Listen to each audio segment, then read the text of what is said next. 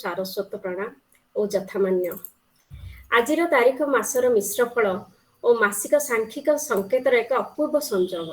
ବର୍ଷ ଶେଷ 12 ତାରିଖ 12 ମାସ ଏବଂ ଏ ବର୍ଷର ଏକ ନୂଆ ଆରମ୍ଭ। ଏହା ଏକ ସ୍ୱତନ୍ତ୍ର ପ୍ରସ୍ତୁତି। ତାକୁ ଆମେ ଆରମ୍ଭ କରୁଛୁ ମୈତ୍ରେୟୀ ଗଣ। ପ୍ରଥମେ ସେ ଅଦୃଶ୍ୟ ଶକ୍ତିକୁ ଆମେ ଆବାହନ କରିବୁ। ପ୍ରତିଟି ନିୟମ ଯାହାଙ୍କ ଇଚ୍ଛାରେ ଚାଲେ, ଏ ପ୍ରକୃତିର ସମସ୍ତ ନିୟମ ତାଙ୍କ ଆଗରେ ମୁଣ୍ଡ ନୁଆଇଥାନ୍ତି। ତେଣୁ ପ୍ରଥମେ ଆମେ ତାଙ୍କୁ ଆରାଧନା କରି ଆମର ପ୍ରୋଗ୍ରାମ ଆଗକୁ ନେବୁ, ଆମର ଆଶର ଆଗକୁ ନେବୁ। ମୁଁ ଏବେ ନିମନ୍ତ୍ରଣ କରିବା ପାଇଁ ଚାହୁଁଛି ସୁଚେତା ପାଣିଗ୍ରାହୀଙ୍କୁ। ସେ ଆସି ତାଙ୍କର ସାବଲୀଳ କଣ୍ଠରୁ ଏକ ଜଣାଣ ପ୍ରସ୍ତୁତ କରି ଗାଇବେ। ସୁଚେତା ପାଣିଗ୍ରାହୀ ଅଛନ୍ତି? ହଁ, ଧନ୍ୟବାଦ। ସମସ୍ତଙ୍କୁ ପୁଣି ଥରେ ନମସ୍କାର।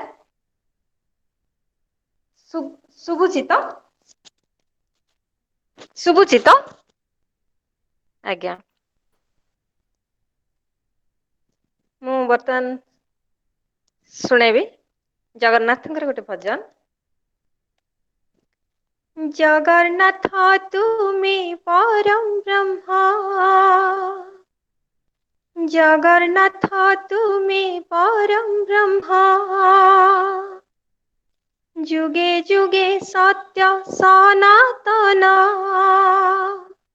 ଭକତ ବତ୍ସଳ ତୁମେ ଭଗବାନ, ପୁରାଣ ପ୍ରସିଦ୍ଧ ସର୍ବୋତ୍ତମ, ତୁମେ ରାମ ତୁମେ ଶ୍ୟାମ ତୁମେ ନାରାୟଣ, ତୁମେ ଗୀତା ଭାଗବତ ତୁମେ ପାରାୟଣ, ଜଗନ୍ନାଥ ତୁମେ ପରମ ବ୍ରହ୍ମ, ଯୁଗେ ଯୁଗେ ସତ୍ୟ ସନାତନ, ନିଜେ ନିଜେ ହିଁ ନିଜର ସ୍ରଷ୍ଟା ମହାପ୍ରଭୁ, ନିଜେ ନିଜର ତୁଳନା, ଅବର୍ଣ୍ଣନୀୟ ହେ ଅନନ୍ତ ସୀମ, କେ କରି ପାରେ କଳନା, ତୁମେ ନିରାକାର ତୁମେ ଅଣାକାର, କୋଟି କମଳିନୀ ଅନୁପମ, ତୁମେ ରାମ ତୁମେ ଶ୍ୟାମ ତୁମେ ନାରାୟଣ, ତୁମେ ଗୀତା ଭାଗବତ ତୁମେ ପାରାୟଣ, ଜଗନ୍ନାଥ ତୁମେ ପରମ ବ୍ରହ୍ମ, ଯୁଗେ ଯୁଗେ ସତ୍ୟ ସନାତନ, ତୁମେ ମାତା ତୁମେ ପିତା ମହାପ୍ରଭୁ, ତୁମେ ବନ୍ଧୁ ତୁମେ ସଖା, ତୁମେ ମାତା ତୁମେ ପିତା ମହାପ୍ରଭୁ, ତୁମେ ବନ୍ଧୁ ତୁମେ ସଖା, ସପତ ବ୍ରହ୍ମାଣ୍ଡ ଜନକ ବୋলাই, କରୁଅଛ ସୃଷ୍ଟି ରକ୍ଷା, ସପତ ବ୍ରହ୍ମାଣ୍ଡ ଜନକ ବୋলাই, କରୁଅଛ ସୃଷ୍ଟି ରକ୍ଷା, ତୁମେ ଦୀନ ବନ୍ଧୁ ତୁମେ ଭବ ସିନ୍ଧୁ, ତୁମେ ଭକତର ପ୍ରିୟତମ, ତୁମେ ରାମ ତୁମେ ଶ୍ୟାମ ତୁମେ ନାରାୟଣ, ତୁମେ ଗୀତା ଭାଗବତ ତୁମେ ପାରାୟଣ, ଜଗନ୍ନାଥ ତୁମେ ପରମ ବ୍ରହ୍ମ, ଯୁଗେ ଯୁଗେ ସତ୍ୟ ସନାତନ, ଓಂ ନମୋ ନାରାୟଣାୟ ଓಂ ନମୋ ନାରାୟଣାୟ ଓಂ ନମୋ ନାରାୟଣାୟ ଓಂ ନମୋ ନମୋ, ଓಂ ନମୋ ନାରାୟଣାୟ ଓಂ ନମୋ ନାରାୟଣାୟ ଓಂ ନମୋ ନାରାୟଣାୟ ଓಂ ନମୋ ନମୋ, ଓಂ ନମୋ ନାରାୟଣାୟ ଓಂ ନମୋ ନାରାୟଣାୟ ଓಂ ନମୋ ନାରାୟଣାୟ ଓಂ ନମୋ ନମୋ, ଜଗନ୍ନାଥ ତୁମେ ପରମ ବ୍ରହ୍ମ, ଯୁଗେ ଯୁଗେ ସତ୍ୟ ସନାତନ, धन्यवाद।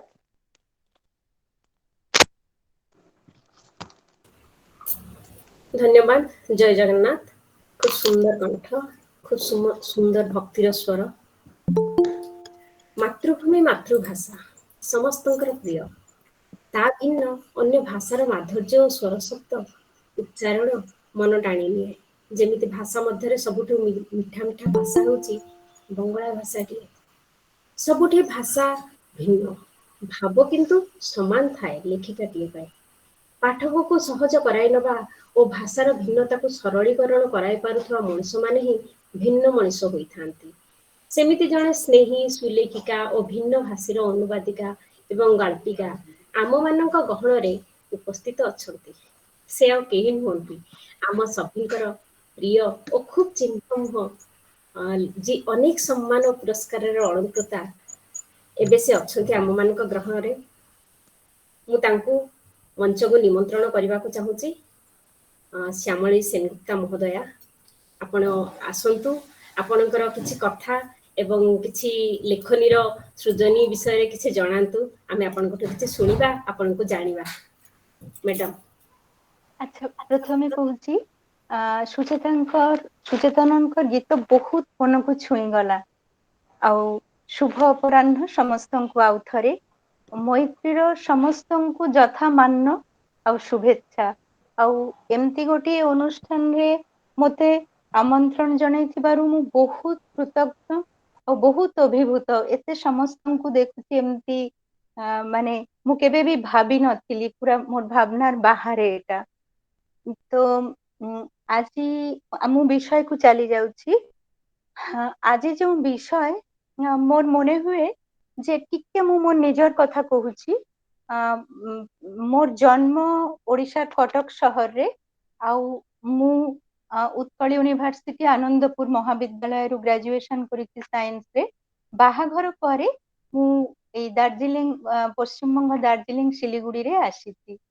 ତ ମୋର ପଢାପଢି ଏମିତିକି ଆମର ବେଙ୍ଗଲୀରେ ଗୋଟିଏ ରିଚୁଆଲ ଅଛି, ସେଟାକୁ କୁହନ୍ତି ହାତେ ଖୋଡ଼ି। ମାନେ ପ୍ରଥମ ଯେତେବେଳେ ଆମେ ପାଠ ଆରମ୍ଭ କରିବା ସେତେବେଳେ ସ୍ଲେଟ ପେନସିଲରେ ଆମକୁ ପୁରୋହିତ ସେ ଆମକୁ ବୁଲେଇ ଦିଅନ୍ତି ଅକ୍ଷର।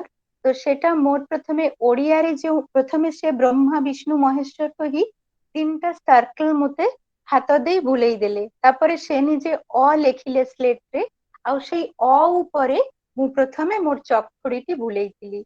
ସେଇ ଅର୍ଥରେ କହିବାକୁ ଗଲେ ମୁଁ ମାନେ ବାଇ ବାର୍ଥ ମୁଁ ବେଙ୍ଗଲୀ ହେଲେ ବି ମୁଁ ମନେ କରେ ଯେ ଓଡ଼ିଆ ମୋର ଦ୍ୱିତୀୟ ମାତୃଭାଷା, ସେଟା ବି ମୋର ମାତୃଭାଷା। ଆଉ ଅନୁବାଦ ମତେ 2ଟା ଭାଷା ଜଣା ଅଛି, କିନ୍ତୁ ଆକ୍ଚୁଆଲି ତ ମୁଁ ଜଣେ ହୋମ ମେକର। ମୁଁ କୌଣସି ଅଧ୍ୟାପିକା ବି ନୁହେଁ, ସ୍କୁଲ ଟିଚର ବି ନୁହେଁ, ସର୍ଭିସ ହୋଲ୍ଡର ବି ନୁହେଁ। ଜଣେ ଏକଦମ ସାମାନ୍ୟ ଜଣେ ହୋମ ମେକର। ତ ଏଠି ୱେଷ୍ଟ ବେଙ୍ଗଲରେ ଅଛି ଗଣତାନ୍ତ୍ରିକ ଲେଖକ ଶିଳ୍ପୀ ସଂଘ। ମୋର ଜଣେ ବନ୍ଧୁଙ୍କ ଜରିଆରେ ମୁଁ ସେଠି ପହଞ୍ଚିଲି। ସେଠି ମାସର 2ୟ ଶନିବାର ଦିନ ସାହିତ୍ୟ ଆସର ବସେ। ତ ସେଇ ସାହିତ୍ୟ ଆସରରେ ମାନେ ମୋର ପିତୃସମ ମୁଁ ପାଇଥିଲି ଶ୍ରଦ୍ଧେୟ ହରେନ ଘୋଷ ବୋଲି ଜଣେ ଅଧ୍ୟାପକଙ୍କୁ, ଯେ ମତେ ପ୍ରଥମେ କହିଥିଲେ ଯେ ଶ୍ୟାମଳୀ, ତୁମେ ଯେତେବେଳେ 2ଟା ଭାଷା ଜାଣ, ତୁମେ ଗୋଟିଏ କାମ କର, ଓଡ଼ିଆରେ ଯେଉଁ ଯାହା ମାନେ ସାହିତ୍ୟ ତ ଆମେ ସବୁ କିଛି ତ ଆମେ ଜାଣୁ ନା, ସୁତରାଂ ତୁମେ ଯାହା ତୁମର ମନ ହଉଛି ବା ଯାହା ତୁମେ ପାଉଛ, ତୁମ ପାଖରେ ଯାହା ଅଛି, ତୁମେ ଅନୁବାଦ କରିବାକୁ ଆରମ୍ଭ କର। ତ ଯେହେତୁ ଏଟା ଗୋଟିଏ ସଂଗଠନର ଗୋଟିଏ ମୁଖପତ୍ର ହୁଏ, ସେଇ ମୁଖପତ୍ରରେ ମୁଁ ପ୍ରଥମେ ଗୋଟିଏ ଓଡ଼ିଆ ଗଳ୍ପ, ମୋର ଟିକେ ବୋଧହୁଏ ଭୁଲ ହେଇପାରେ, ରାଜକିଶୋର ଦାସ, ହୁଏତ ଭୁଲ ହେଇପାରେ, ଭୁଲ ହେଲେ ଟିକେ କେହି କହିଦେବେ ମତେ। ତାଙ୍କର ଗୋଟିଏ ଗଳ୍ପ ମୁଁ ଅନୁବାଦ କରିଥିଲି, କାହିଁକି ନା ସେତେବେଳେ ମାତ୍ର ସେଇ ବହିଟି ମୋ ପାଖରେ ଥିଲା। ତ ଆକ୍ଚୁଆଲି ସେ ହଉଛନ୍ତି ମୋର ପ୍ରେରଣା, ଯେ ମତେ କହିଥିଲେ ଯେ ତୁମେ ଅନୁବାଦ ଆରମ୍ଭ କର। ଯେତେବେଳେ 2ଟା ଭାଷା ଜାଣିଛ, ସେତେବେଳେ 2ଟା ସାହିତ୍ୟକୁ ତୁମେ ଅନୁବାଦ ମାଧ୍ୟମରେ ଯୋଡ଼ି ଦିଅ। ଆଉ ଜଣେ ମତେ ଏନକରେଜ କରିଥିଲେ, ସେ ହଉଛନ୍ତି କୋଲକାତାରେ ରହନ୍ତି ସେ, हिस्पानिक साहित्यरू से अनुवाद करती बांग्ला रे एवं बांग्लारू से स्पेनिश रे अनुवाद करती जया श्रीमती जया कुंडू से भी तांकर सहित मोर थरे हठात देखा हेतिला एठी आउ जने सांगंक घरे तो से मते कहितिले जे तुमे तुमर गोटी क्वालिटी अछि तुमे काहे से क्वालिटी की को एमती लुचेई रखिछ तुमे आहुरी अनुवाद कर देखिबो अनुवाद करू करू निश्चय तुमे माने तुमे कोठी गोटे पहुंची पारिबो समस्ते को गोटे माने सेतुरे जोड़ी पारिबो तो एमती तो तार परे तो जते बेले कोरोना हैला एक्चुअली आमे समस्ते माने आमे जो माने टिके लेखा लेखी करू सेमानकर जो संगठन बा सेमानकर गोटे एमती लिटरेरी मीट गोटे हुए प्रति मासरे तो एमती ना आमे घरे बसी जाइथिलु समस्ते आ बहुत समस्तंकर भी बहुत मन खराब हो जाइतिला तो सेते बेले घरे बसी आमे निज निज लेखा लेखी करूथिलु सेही समय रे मु अनुवाद माने अनुवाद करिबा को आरंभ करिली टिके बेसी तो एमती हो मोर बहुत सांग भी हे गले सेमानकर लेखा भी मु अनुवाद करिछि आ बेसी मु फेसबुक रे पोस्ट करि दिए तो ई अनुवाद करिबा बेले मोर जोटा मने हैला जे स्टोरी गोटे बा गोटे उपन्यास किंबा गोटे प्रबंध अनुवाद करिबा को जेतेटा सुविधा हुए गोटे कविता को अनुवाद करिबा को गले टिके माने सेटा टिके कठिन काम हो जाए कहीं ना गोटे 1600 कि 1700 शब्द भितर जेते बेले आमे शॉर्ट स्टोरी टी लेखुची आमे बहुत डिस्क्राइब करी ताकू लेखु आ कविता जेते बेले आमे सेटा को जदी आमे गोटे कविता रे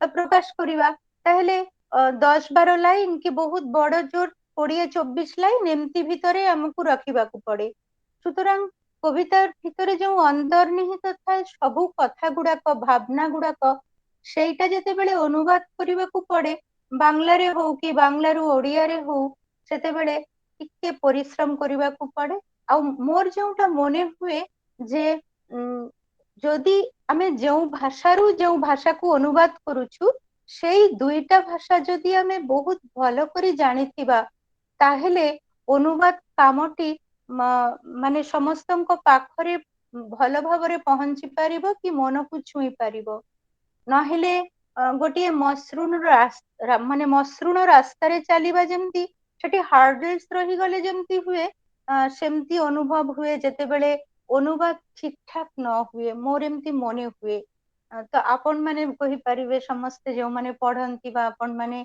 जो माने अनुवाद करंती से माने ही कहि परिबे जे माने मु ठीक कहूची कि कोन एटा मोर मने हेची परे आउ फेर कहिबा एबे अन्य समस्तंकर सुने निश्चय खूब खुशी लगिला अनेक किछि जानिलु आपन विषय रे आगो को आहुरी भी जानिबा को अछि एबे आम आसरर एथरा आमे द्वितीय भाग को जिबा धन्यवाद डिसेंबर फूल डिसेंबर आकाश रो वर्ण निश्चय किछि अलगा थाए से आकाश अनेक स्पष्टता एवं स्वच्छता भितरे चली थाए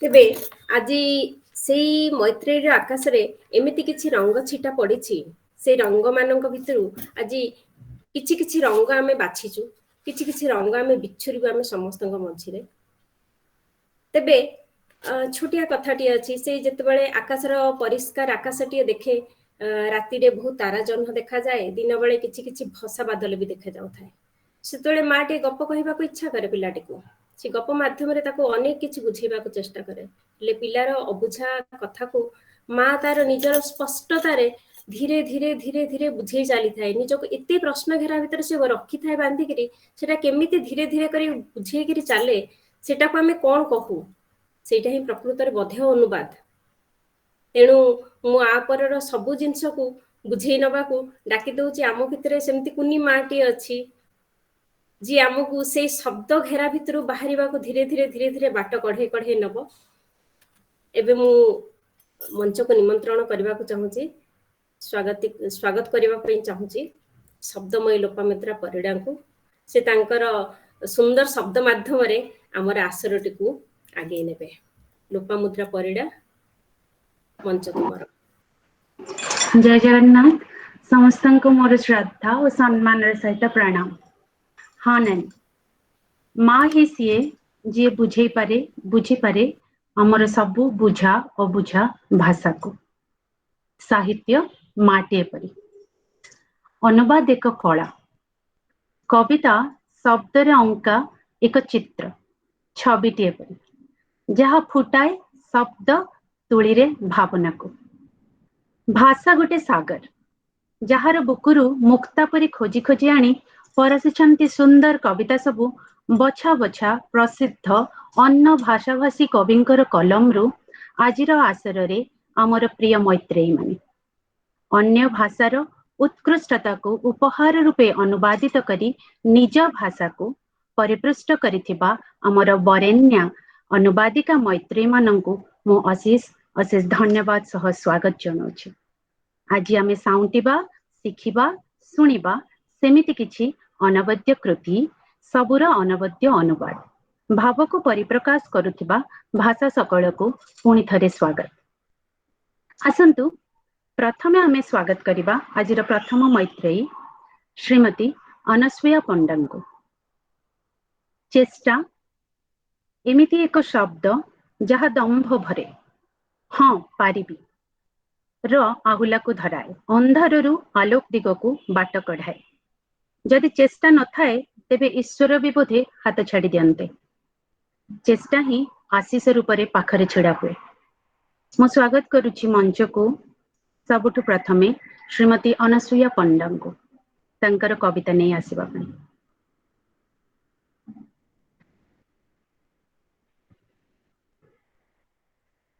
ଅନୁ ଦିଦି ଅଛନ୍ତି?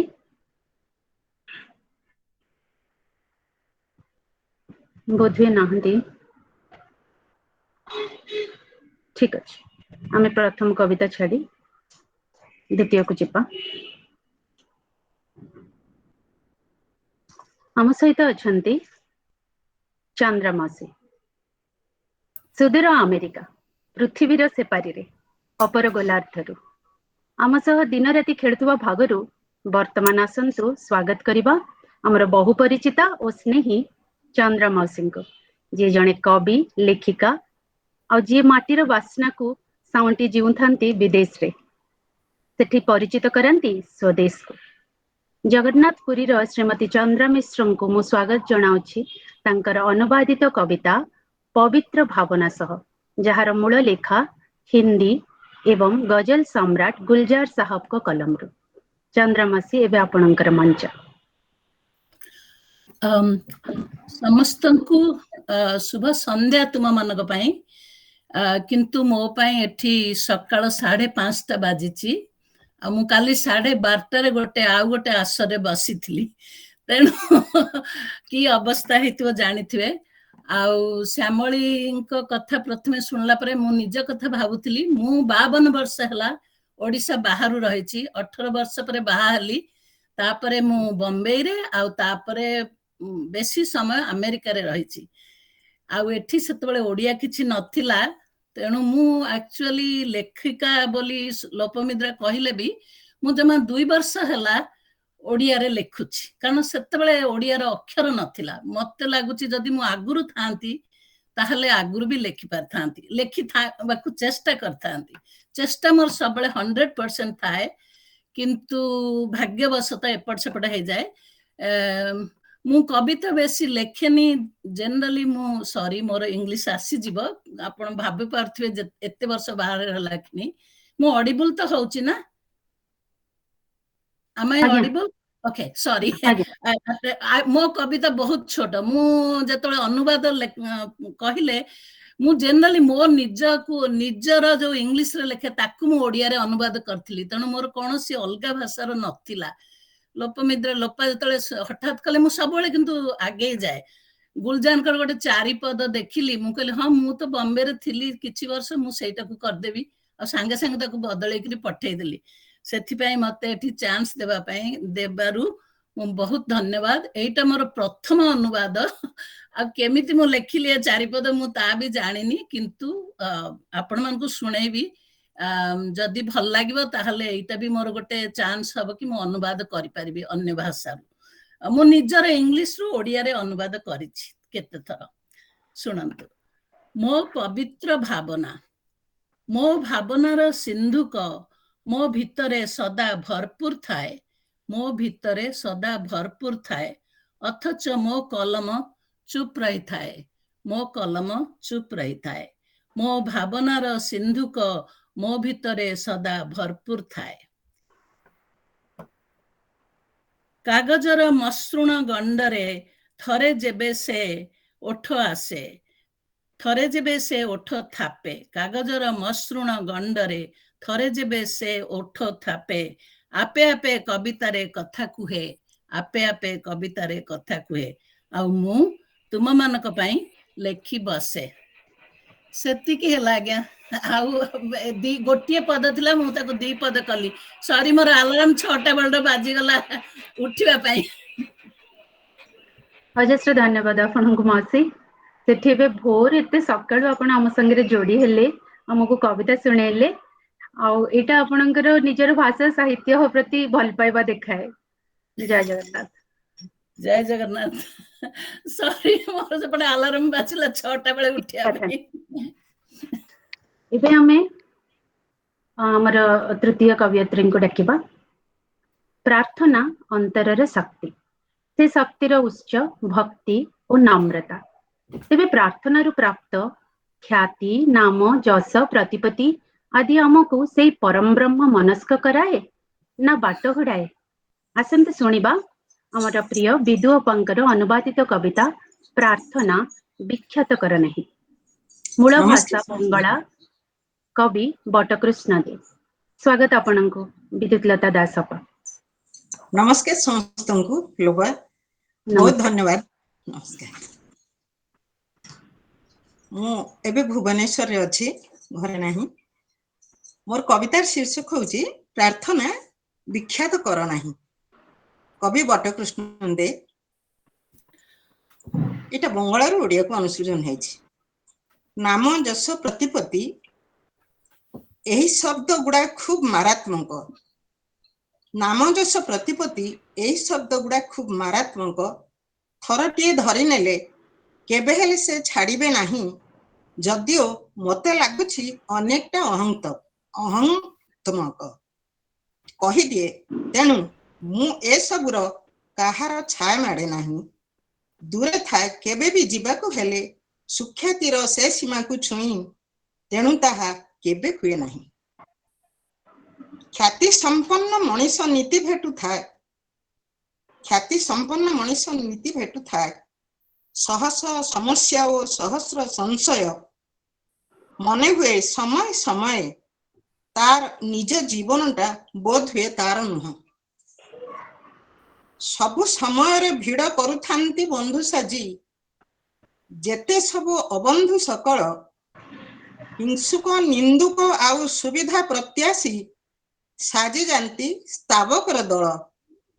ଲୋପା ଶୁଭୁଛି ନା? ଆଜ୍ଞା ଆଜ୍ଞା, ପରିଷ୍କାର ଶୁଭୁଛି।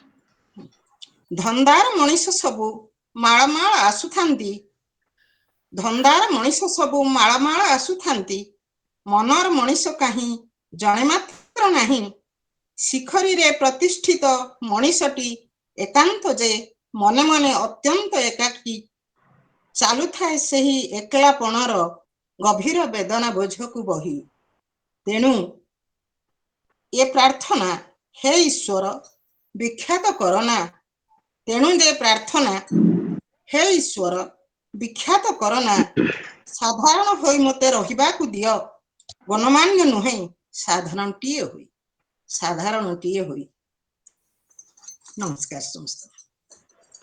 ସାଧାରଣ ହୋଇ ରହିବାର ପ୍ରାର୍ଥନା, ବା ସାଧାରଣ ହୋଇ ରହିବା ବି ଏକ ସ୍ୱତନ୍ତ୍ର ସାଧନା ନିଶ୍ଚୟ। ସାଧାରଣ ହେବା କଣ ଏତେ ସହଜ? ବହୁତ ଧନ୍ୟବାଦ ଆପଣଙ୍କୁ ବିଦୁଅପା। ନମସ୍କାର। ଏବେ ଆମେ ମଞ୍ଚକୁ ସ୍ୱାଗତ କରିବା ମୈତ୍ରେୟୀ ବିଜୟା ପାଣିଗ୍ରାହୀଙ୍କୁ। ସେ ଭେଟି ଦେବାକୁ ଆଣିଛନ୍ତି ତାଙ୍କର ପ୍ରଥମ ଅନୁବାଦିତ କବିତାର ପ୍ରଥମ ପଦପାତର କୋମଳ ସ୍ପର୍ଶ। ତେବେ କବିତାର ଶବ୍ଦ ସବୁ କିନ୍ତୁ ଖୁବ୍ ପ୍ରଖର ଓ ଗମ୍ଭୀର। एक विजेतार कविता। स्वागत आपनको विजया पणिग्रही।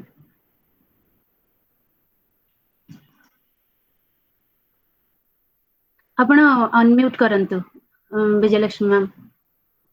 आप अनम्यूट कर दियंतु, सुना जाउनी। आज्ञा हाँ बस समस्त सारस्वत साधिका को मोर सारस्वत प्रणाम।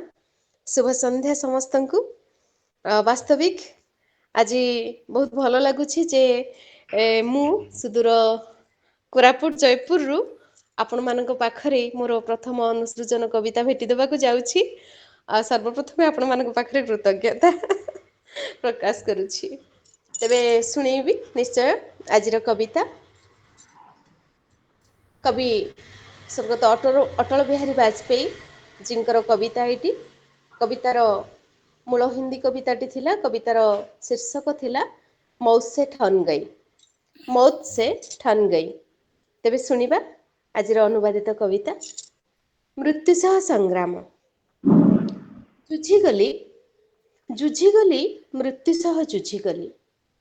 इच्छा नथिला लढ़ेईर, कथा भी नथिला केउ एक मोड़े केबे भेटिबार। बाट ओगाली से जेबे ठिया होई गला, बाट ओगाली से जेबे ठिया होई गला, एमिति लागिला जीवन ठारू भी आहुरी बड़ होई गला। मृत्युर बयस बा केते, मृत्युर बयस बा केते, दुई घड़ी भी नुहे। जीवन एक चक्र आजिकालीर तो नुहे। मन भरी जीछि मु, मन भरी जीछि मु, इच्छारे मरिबी, फेरिबी निश्चय, ए जीवा आसिबा को किया डरिबी। तू पाद चिपि चिपि लुचि छपि जम्मारु आसिबुनी। तू पाद चिपि चिपि लुचि छपि जम्मारु आसिबुनी। सामनारु प्रहार कर आउ मते परीक्षा कर। मृत्यु को अजणा यात्रा जीवनर। प्रति संध्या कजल बला, प्रति संध्या कज्जल बला, रात्रि सबु बंशीर स्वर।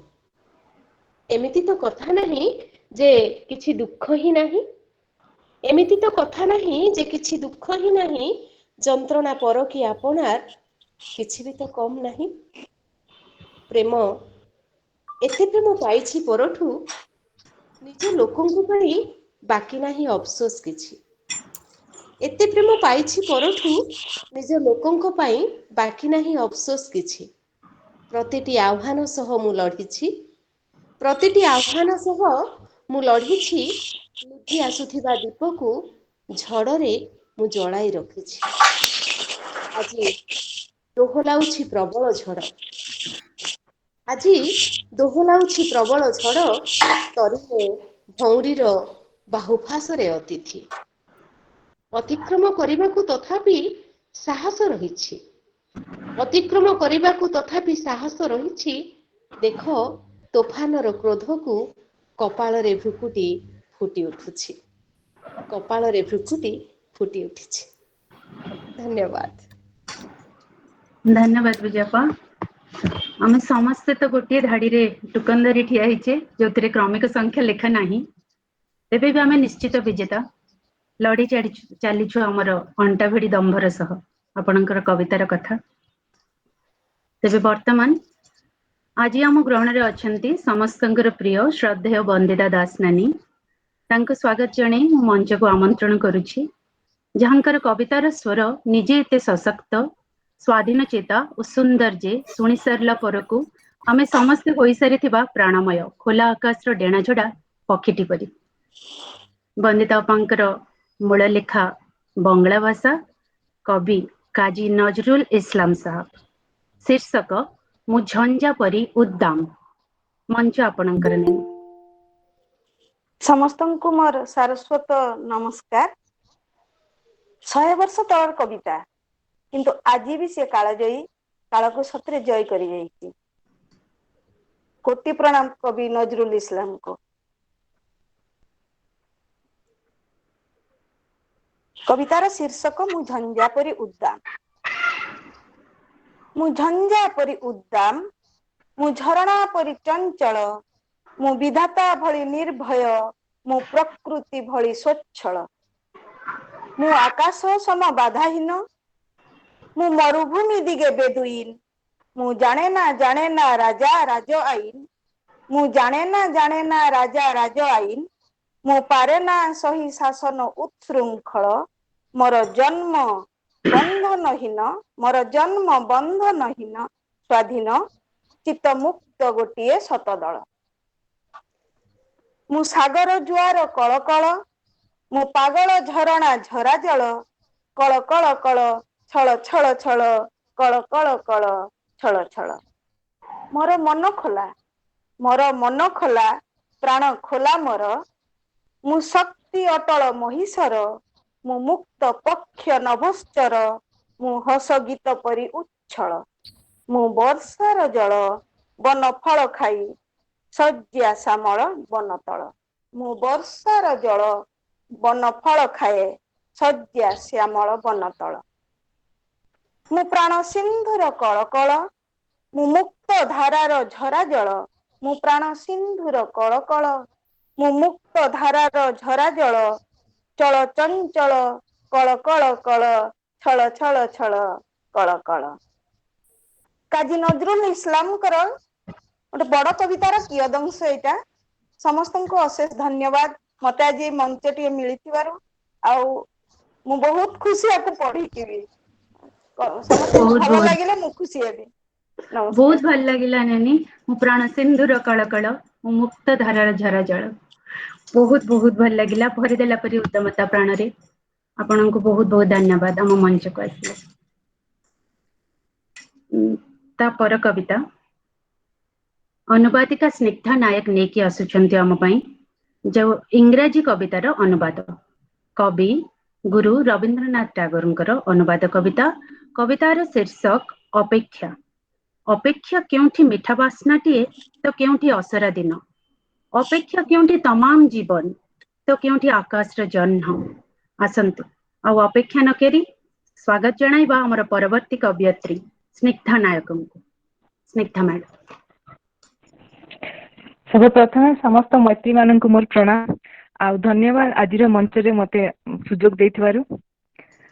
ତ ବେଶୀ ସମୟ ନ ନେଇକି ମୁଁ ସିଧାସଳଖ ମୁଁ କବିତା ପାଖକୁ ଆସୁଛି।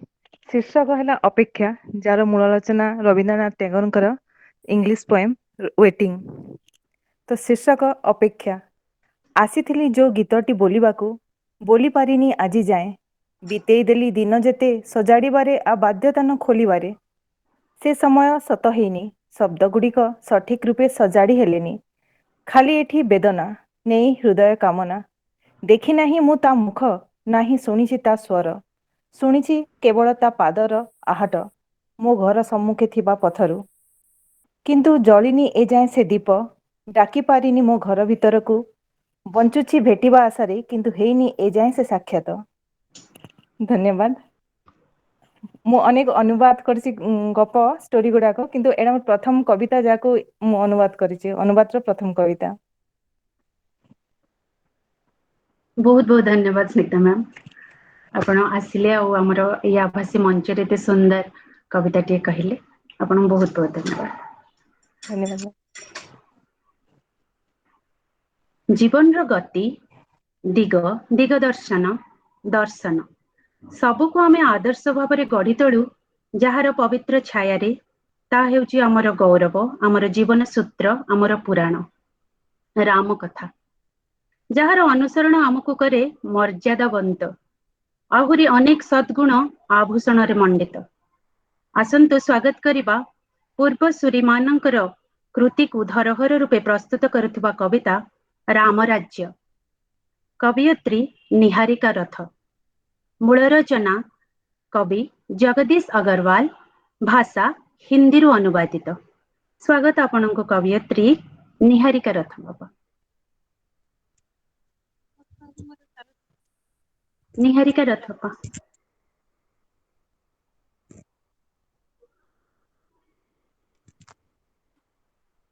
ଅଛନ୍ତି ଆପଣ? ମୋର ଅଛନ୍ତି ସାରସ୍ୱତ ଆଜ୍ଞା ମ୍ୟାମ୍। ଆଜ୍ଞା ଆଜ୍ଞା। ସମସ୍ତଙ୍କର ସାରସ୍ୱତ ସମ୍ମାନ। ମୋର ଏଇଟା ହେଲା ପ୍ରଥମ କବିତା। ତ ମୁଁ କିଛି ଭୁଲ କରିଛି ଠିକ କରିଛି ଜାଣିନି। ତଥାପି ଆପଣ ମାନଙ୍କ ସମ୍ମୁଖରେ ଉପସ୍ଥାପନ କରୁଛି।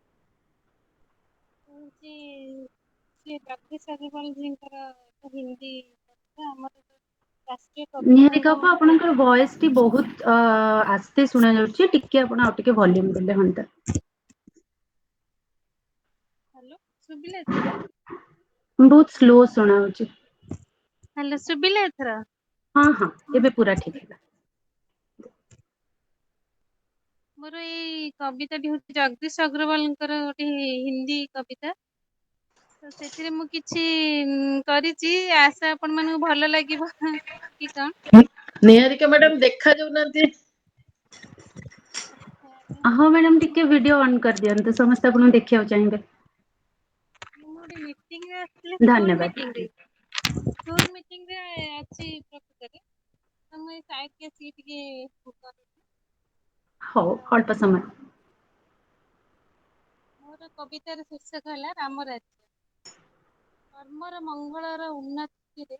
କର୍ମର ମଙ୍ଗଳ ଉନ୍ନତିରେ ସଂକଳ୍ପର ଲକ୍ଷ୍ୟ ରହୁ, ପ୍ରତି ଶବ୍ଦ ପ୍ରତି ଭାଷାରେ ପ୍ରତି ବିଶ୍ୱାସରେ ରାମ ରହୁ। କର୍ମର ମଙ୍ଗଳ ଉନ୍ନତିରେ ସଂକଳ୍ପର ଧ୍ୟାନ ରହୁ, ପ୍ରତି ଶବ୍ଦ ପ୍ରତି ଭାଷାରେ ପ୍ରତି ବିଶ୍ୱାସରେ ରାମ ରହୁ।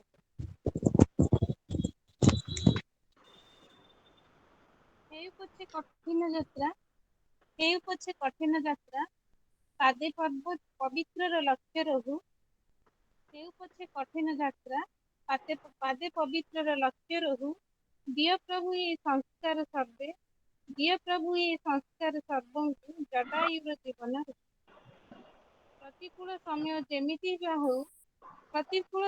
ଯେମିତି ବା ହଉ, ପରିଶ୍ରମ ସର୍ବଦା ଅବିରାମ ରହୁ। କର୍ମର ମଙ୍ଗଳ ଉନ୍ନତିରେ ସଂକଳ୍ପର ଲକ୍ଷ୍ୟ ରହୁ, ପ୍ରତି ଶବ୍ଦ ପ୍ରତି ଭାଷାରେ ପ୍ରତି ବିଶ୍ୱାସରେ ରାମ ରହୁ। ଶ୍ରୀ ରଘୁନାଥଙ୍କ ବଂଶଜ ଆମେ, ସବୁ ଶବରୀଙ୍କ ସମ୍ମାନ କରୁ, ଆଦର୍ଶ ନୀତି ସମ୍ମାନ ପଥରେ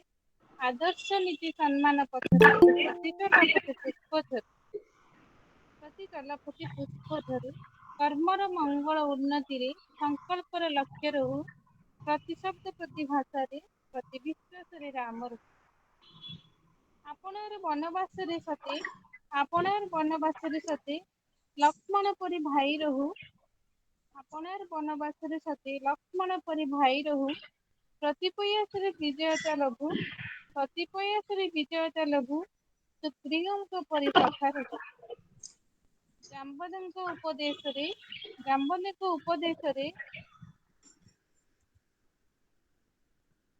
ଜାମ୍ବବନ୍ତ ଉପଦେଶରେ ମଙ୍ଗନ କର୍ମ ସଫଳ ହେଉ।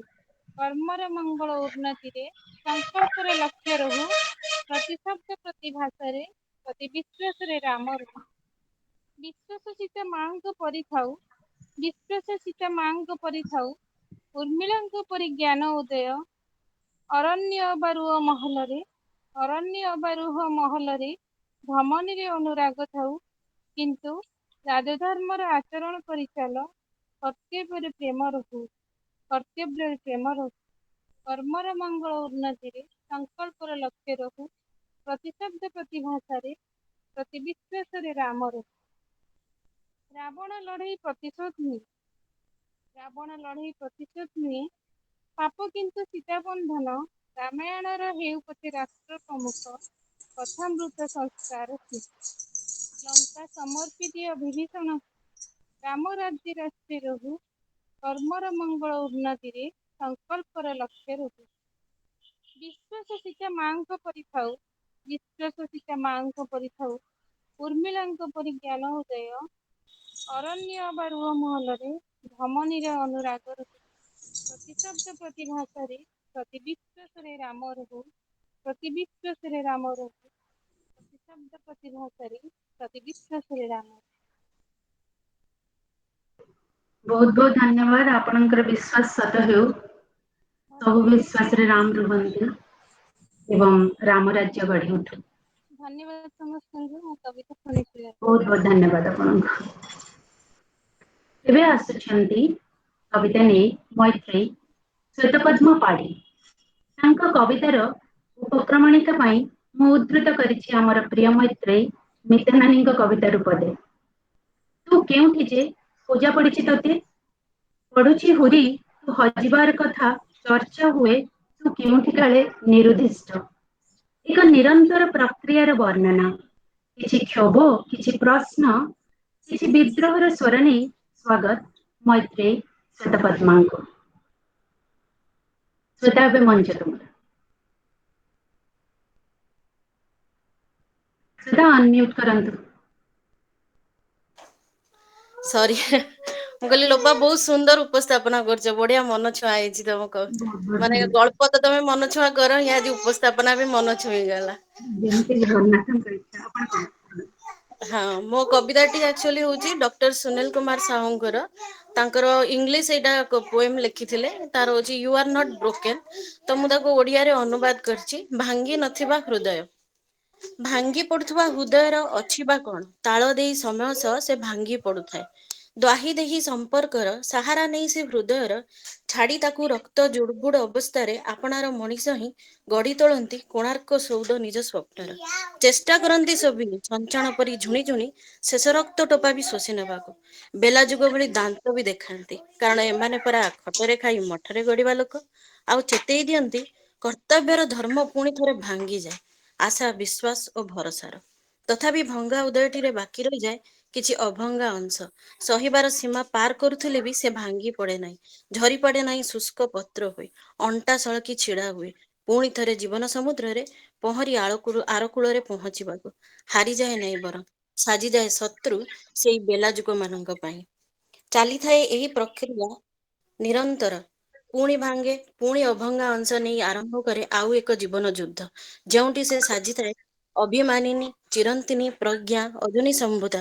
ସେ ହିଁ ସୃଷ୍ଟି, ସତ୍ତା, ଅସ୍ମିତା। ଶୀତୁଆ ସକାଳର କାକର ବିନ୍ଦୁରେ ଖୋଜିପାରେ ନିଜ ଅସ୍ତିତ୍ୱର ଚିହ୍ନ।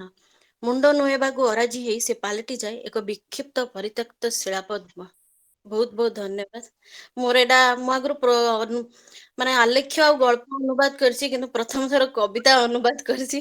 ଆଶା କରୁଛି ପସନ୍ଦ ଆସିବ। ଆଉ କିଛି ଭୁଲ ଥିଲେ ଆପଣ ମାନେ ମତେ ଜଣେଇ ବି ଦେବେ। ବହୁତ ବହୁତ ଧନ୍ୟବାଦ। ବହୁତ ଧନ୍ୟବାଦ ଶ୍ଵେତା, ପ୍ରଥମ ଅନୁବାଦ ବହୁତ ସୁନ୍ଦର ହେଇଛି। ଆପଣଙ୍କୁ ବହୁତ ଧନ୍ୟବାଦ ଆମ ଭିତରେ କବିତା ପଢିବା ପାଇଁ। ଆଚ୍ଛା, ଏବେ ଆଜିର ଆମର କବିତା ପଢା ସରିଯାଇଛି।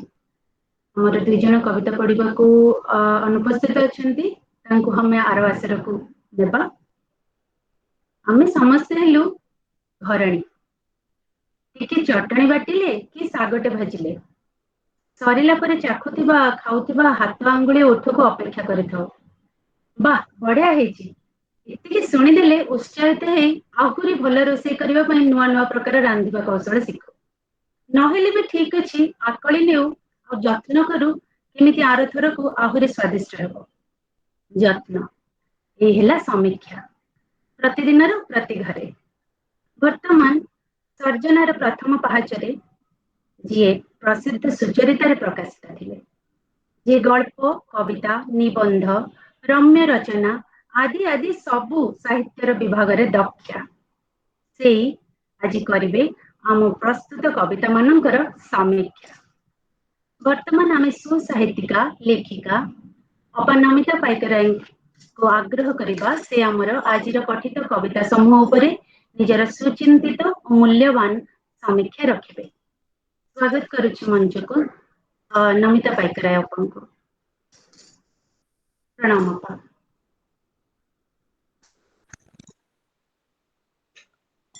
ସମସ୍ତଙ୍କୁ ମୋର ଶ୍ରଦ୍ଧା ଭରା ନମସ୍କାର, ଶୁଭ ଅପରାହ୍ନ। ଏତେ ବଡ ମୈତ୍ରେୟୀ ମଞ୍ଚ ମତେ ଏଇ ଅବସର ଦେଇଥିବାରୁ ସମସ୍ତ ସତୀର୍ଥ ମାନଙ୍କୁ ମୁଁ ମୋର କୃତଜ୍ଞତା ଜଣାଉଛି। ମୁଁ କଣ ବି କହିପାରିବି କି କଣ ଠିକ ଭାବେ ସମୀକ୍ଷା କରିପାରିବି ମୁଁ ଜାଣିନି। କବିତା ତ ବିଲକୁଲ ସମୀକ୍ଷା ମାନେ ହେଇପାରିବନି, ସମୀକ୍ଷା କରାଯାଇ ପାରିବନି ବୋଲି କହିପାରିବିନି। କବିତାକୁ ସମୀକ୍ଷା କରିବା ବଡ କଷ୍ଟଦାୟକ।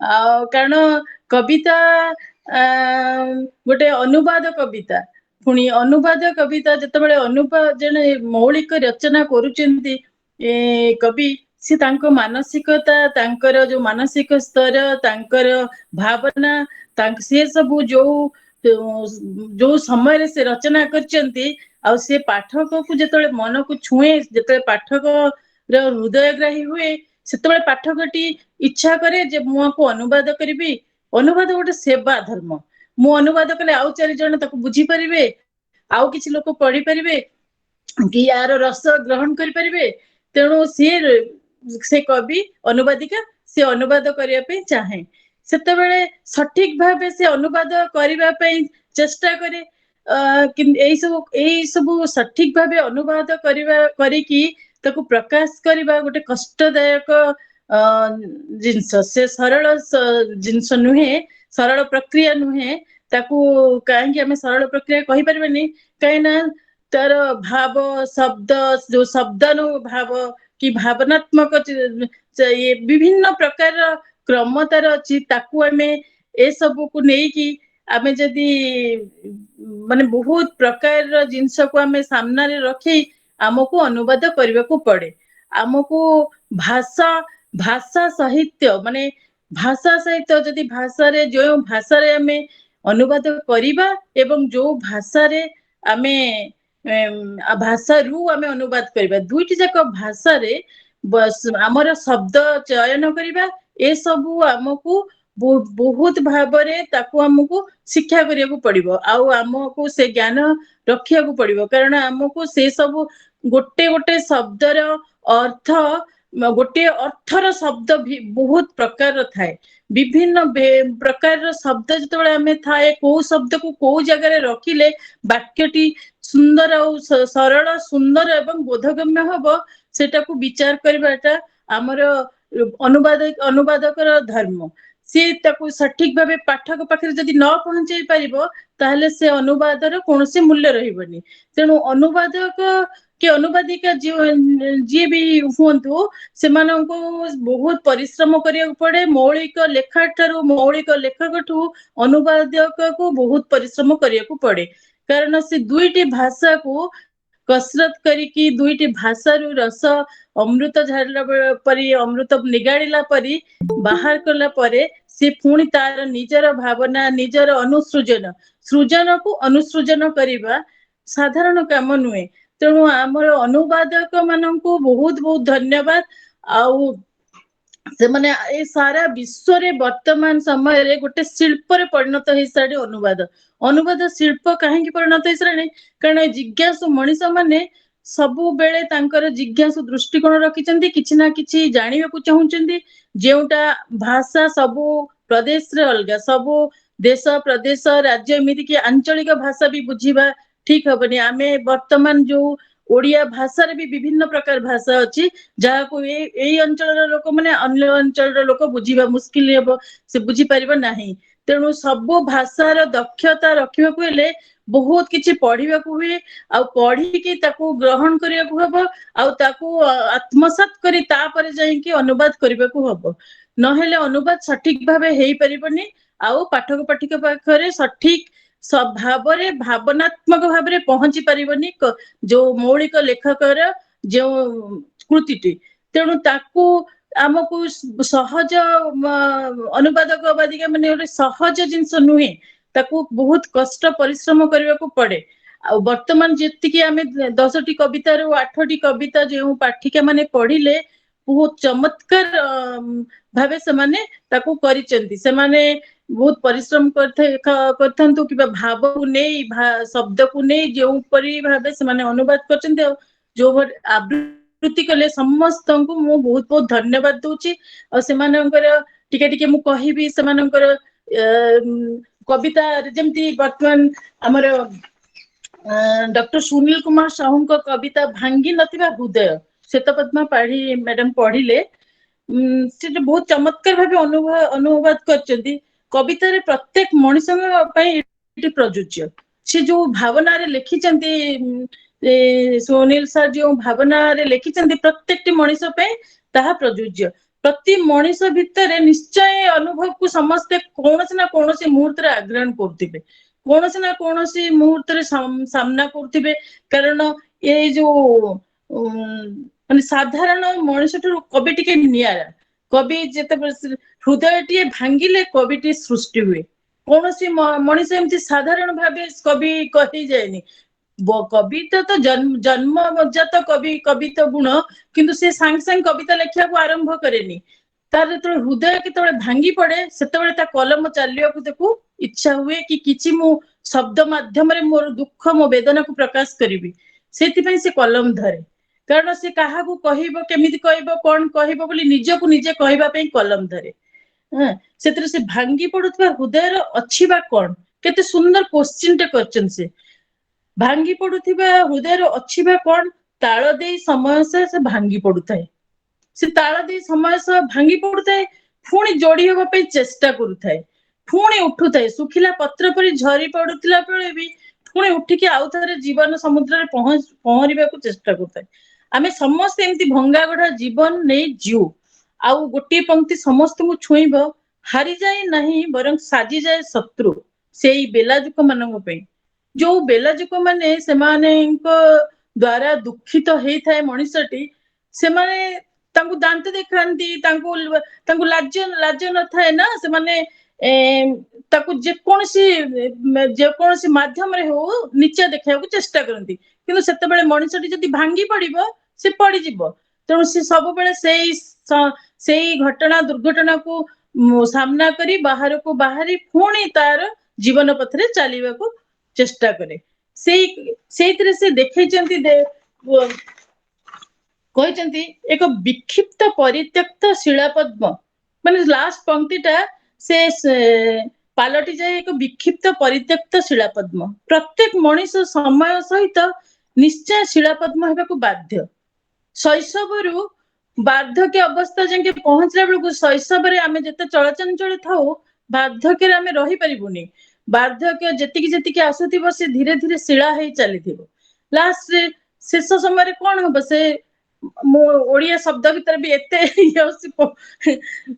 ଶିଳାପଦ୍ମ ହେଇଯିବାକୁ ବାଧ୍ୟ। ସେ ତାର ଗୋଟେ ରେଖା ଚିତ୍ର ରହିଯିବ। ସେ ପଦ୍ମ ଗୋଟେ ପ୍ରତୀକ ଶିଳା ପଦ୍ମ ଗୋଟେ ପ୍ରତୀକ, ପଦ୍ମର ଗୋଟେ ପ୍ରତୀକ ଦେଇଛନ୍ତି, ଯେମିତି ଜୀବନର ଗୋଟେ ପ୍ରତୀକ ସେ ଶିଳାରେ ଲିପିବଦ୍ଧ ହବ।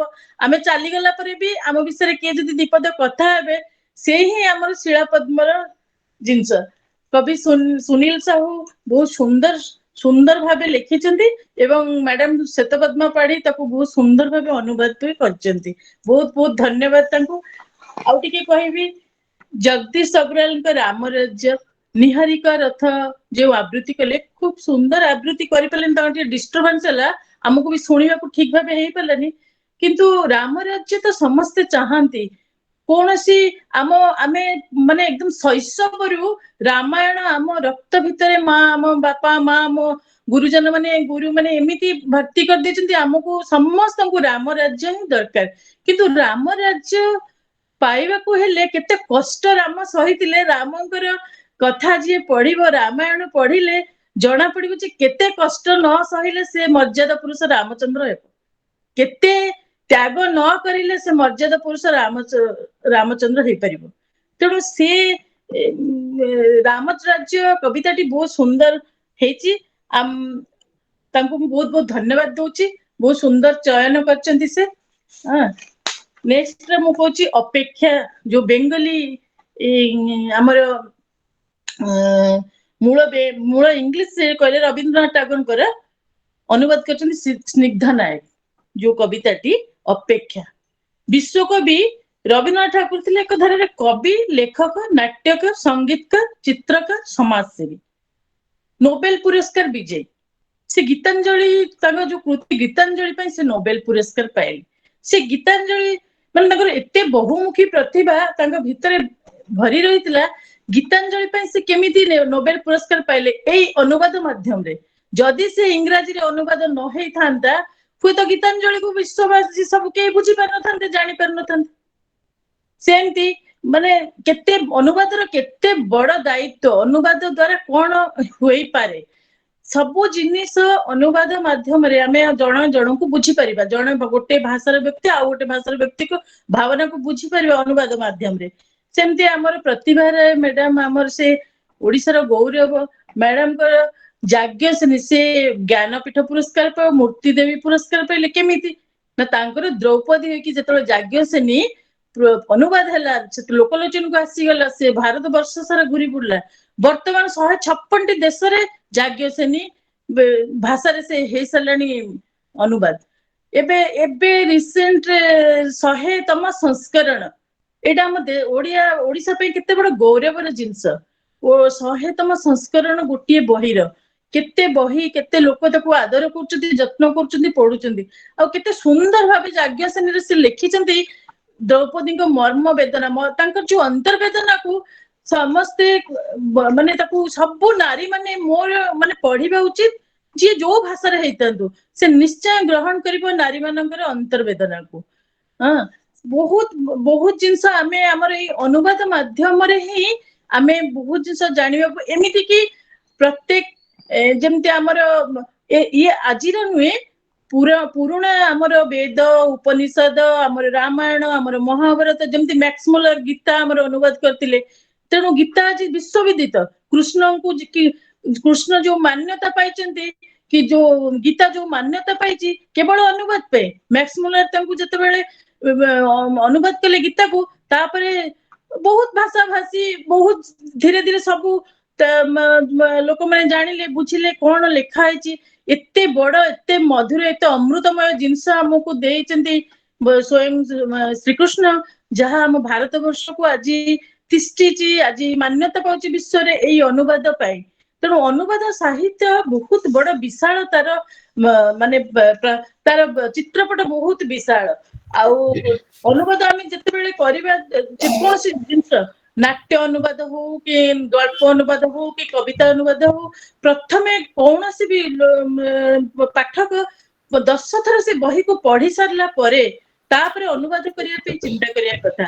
ଶବ୍ଦକୁ ପୁରା ଗ୍ରହଣ ନ କରି ପାରିଲେ, ଭାବନାକୁ ଗ୍ରହଣ ନ କରି ପାରିଲେ, ଆଉ ଆମେ ଠିକ ଭାବେ ଅନୁବାଦ କରିପାରିବାନି।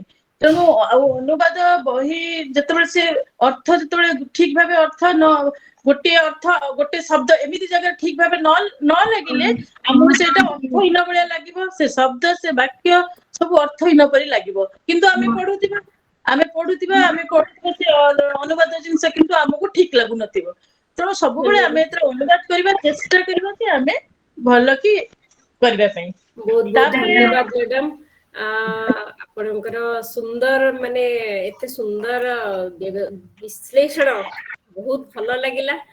ଆପଣ ଏତେ ସୁନ୍ଦର କହନ୍ତି, ପିଲାମାନେ ପାଠ ପଢିଲା ବେଳେ ମା ତାଙ୍କୁ ଧ୍ୟାନର ସହିତ ଶୁଣୁଥାଏ। ପିଲା ଭୁଲି ଯାଆନ୍ତି କିନ୍ତୁ ମା ଟିଏ ଭୁଲେନି। ସେପରି ଆପଣ ସମସ୍ତଙ୍କୁ ପୁରା ଏକଦମ ଏକ ଲୟରେ, ଏକ ଲକ୍ଷ୍ୟରେ ବି ଦୃଷ୍ଟି ରଖି ତାଙ୍କୁ ଶୁଣିଛନ୍ତି। ବହୁତ ଖୁସି ଲାଗିଲା। ଅନୁବାଦ ବିଷୟରେ ବି ବୁଝାଇଲେ, ବହୁତ ସୁନ୍ଦର ଲାଗିଲା।